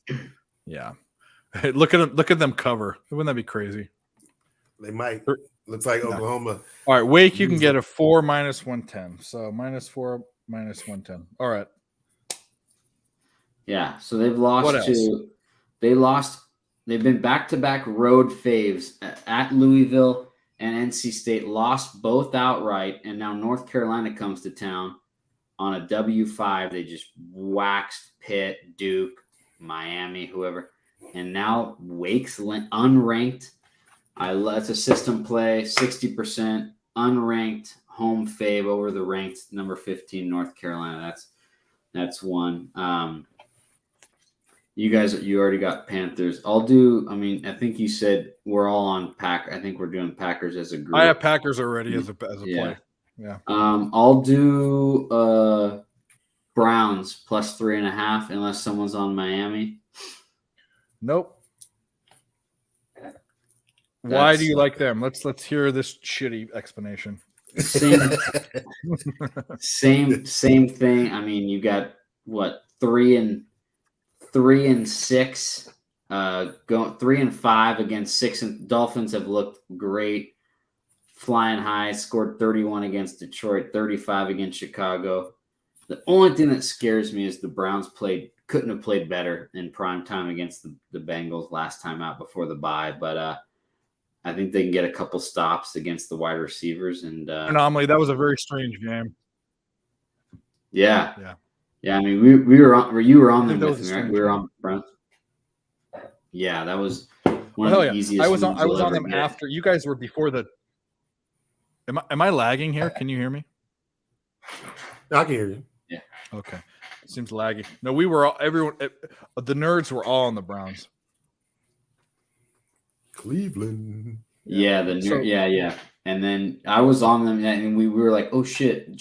Chase is out, and the line didn't move, and then they're up 25-0 before you could. That's what got me on them is that it just looked strangely weird. Anyway, we're gonna go. You can, like I said, we'll do 4 bets for both you guys, or if you have them. If you don't have anything else, because you only did one for. I'll just do one more. And then Browns it's another, because like Damon said, it was one of those where I text the guys who they like. All 3 or 4 that got back to me had Dolphins in their top pick. So I'm like, ooh. All right. I mean, free money, right? Like all you gotta do is beat the Browns by 4. Not so fast. So we'll see. Do I want to do? I think I'm gonna do another college. Let's do another college. Let's do Boise State. I already mentioned it. Let's do it. Is anybody on TCU? Let's go. Texas is going to ruin. How fitting is this? We see it every year. Someone in the Big 12 knocks each other off. Someone in the Pac-12 knocks each other. They all beat each other, and then it gets all fucked in the CFP. And then 18 SEC teams get in because they beat each other. So you're on Texas laying 7 points. Is it 7? Yeah, is there a 7? You can get -115, or you can get 7 for -105. Or actually, 7.5 for my DraftKings is is -7.5 at -105. Wow, there you go. You're gonna give me the hook? You're gonna hook me? No, you're on TCU. No. I'm saying you're gonna make me lay 7.5. What am I Give me talking the about? I'm seven. a crack. -7 -7 -110. I'm confused. You said TCU and then you did hook 'em horns. Anyways, No, I'm fading the undefeated team. yeah. Well, there you go. The worst team in college football. You had to do it. Vince Young, their backup. Vince Young, that fucking bastard. All right. So what do I want? What do I want with all this leftover crap? Because you guys picked a bunch of them. I'm gonna do. Well, first of all, right out the gate, UMass. I was gonna say, Arkansas can't neglect UMass. UMass, Arkansas State under. I think it's 49.5 now. Let's take a look. I have it on totals. I have it on spreads. So totals.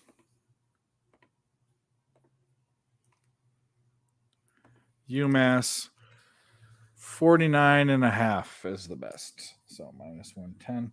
That is the best one. Then did I do Titans already? I think I did Titans. Yep, I did Titans the other day. I think, Jesus Christ. Damon, you said you liked Oregon State, not Oregon. No. Yeah. I think I'm on Cal plus the points. I think it's too many points. I indexed it. I'm getting like 5 points of line value. So I'm gonna go with the Cal Bears. I think it's plus 13.5. I'll look it up right now. Cal. Oh no, Cal's playing Oregon State. Oregon's playing Washington. What do you? You're. What game is on that? The beef? Are you beaving or are you ducking? No, I'm on the Bears, the Golden Bears. Calcock. Yeah, Calcock. That's what I'm liking. Yeah, plus 13.5. Yep, that's what I like there. And then let's see. Did we talk about? I want to do a hockey play. No, we'll keep it. We'll keep it. And NCAA. All right, I'm gonna do it. Fuck, dude. Should I do it? I'm getting 6 points of line value. On who? With Ohio, with Indiana. Ohio State hasn't had this big of a spread. Indiana is absolute garbage dog crap. But I'm getting too many points to ignore. This game could be 50-7 though. I mean, that's what's so bad. That's bad. But there's too much value. I got to do it. I'm going to look at what it is. Maybe this is bad. This is a bad bet. But I don't know how I can ignore it. It's only a bad bet if it loses. Well, it probably will lose. See, it already is come on. It already is kind of coming down. 40.5, 40, 39. Where did it open at? It opened at 41. It's coming down. I don't mind it. 40.5 minus 110 plus 40.5 for Indiana, the Hoosiers. I've actually been to a game in Bloomington before. Indiana plus 40.5.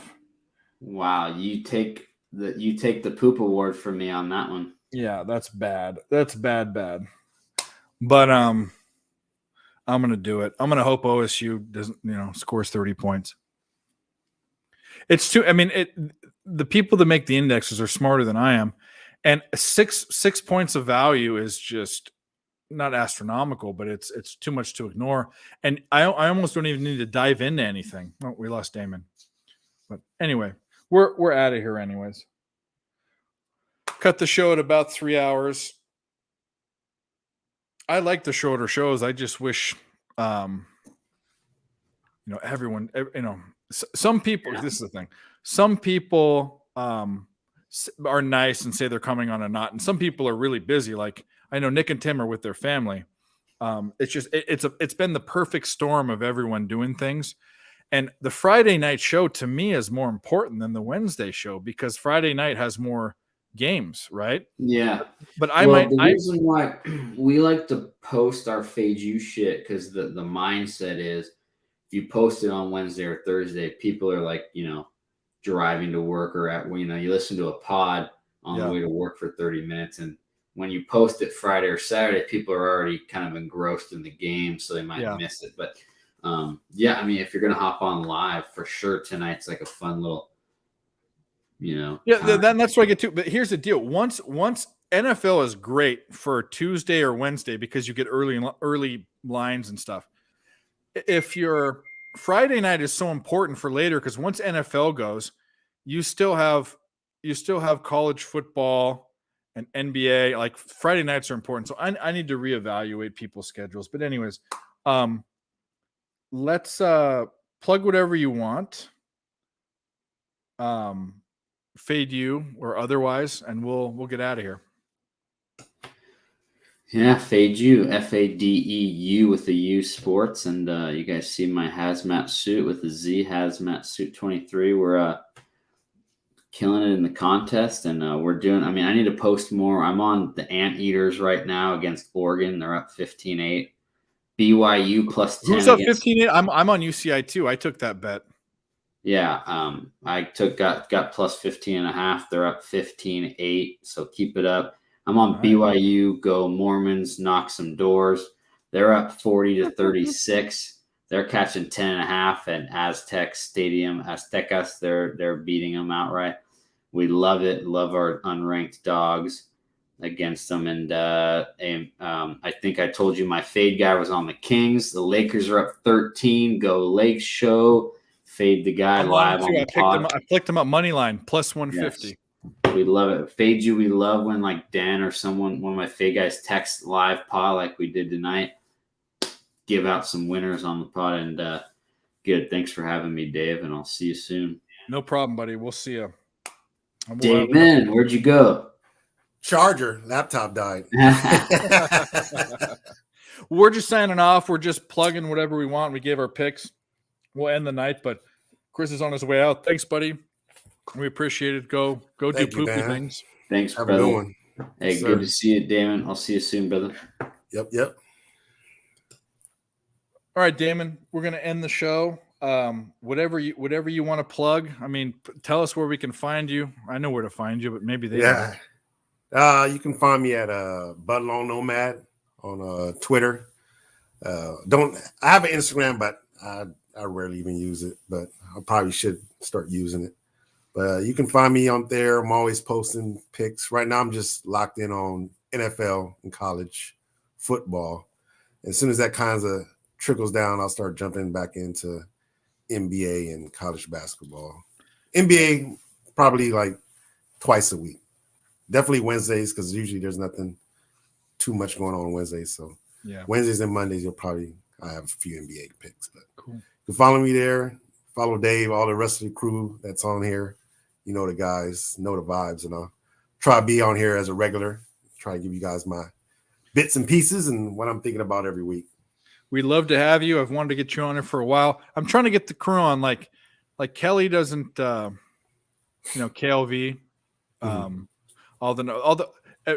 Rick's on here. He's on here. I want Kelly to get on here. I want Pedro to get on here. The timing's so bad. Yeah. Hannah doesn't want to come on, but I want to get Ashley on for soccer. Oh man, there was one time she was destroying it. No, she destroys it now. She's amazing. Yeah. The thing is we need to just pick and choose when people come on. But we'll end this show. Thanks, guys, for watching. Good luck at the window. Come back on Wednesday night at 8:30 Eastern Standard Time. I will post all the picks tonight or tomorrow morning. I'm not sure. And we'll see you next time. Thanks so much.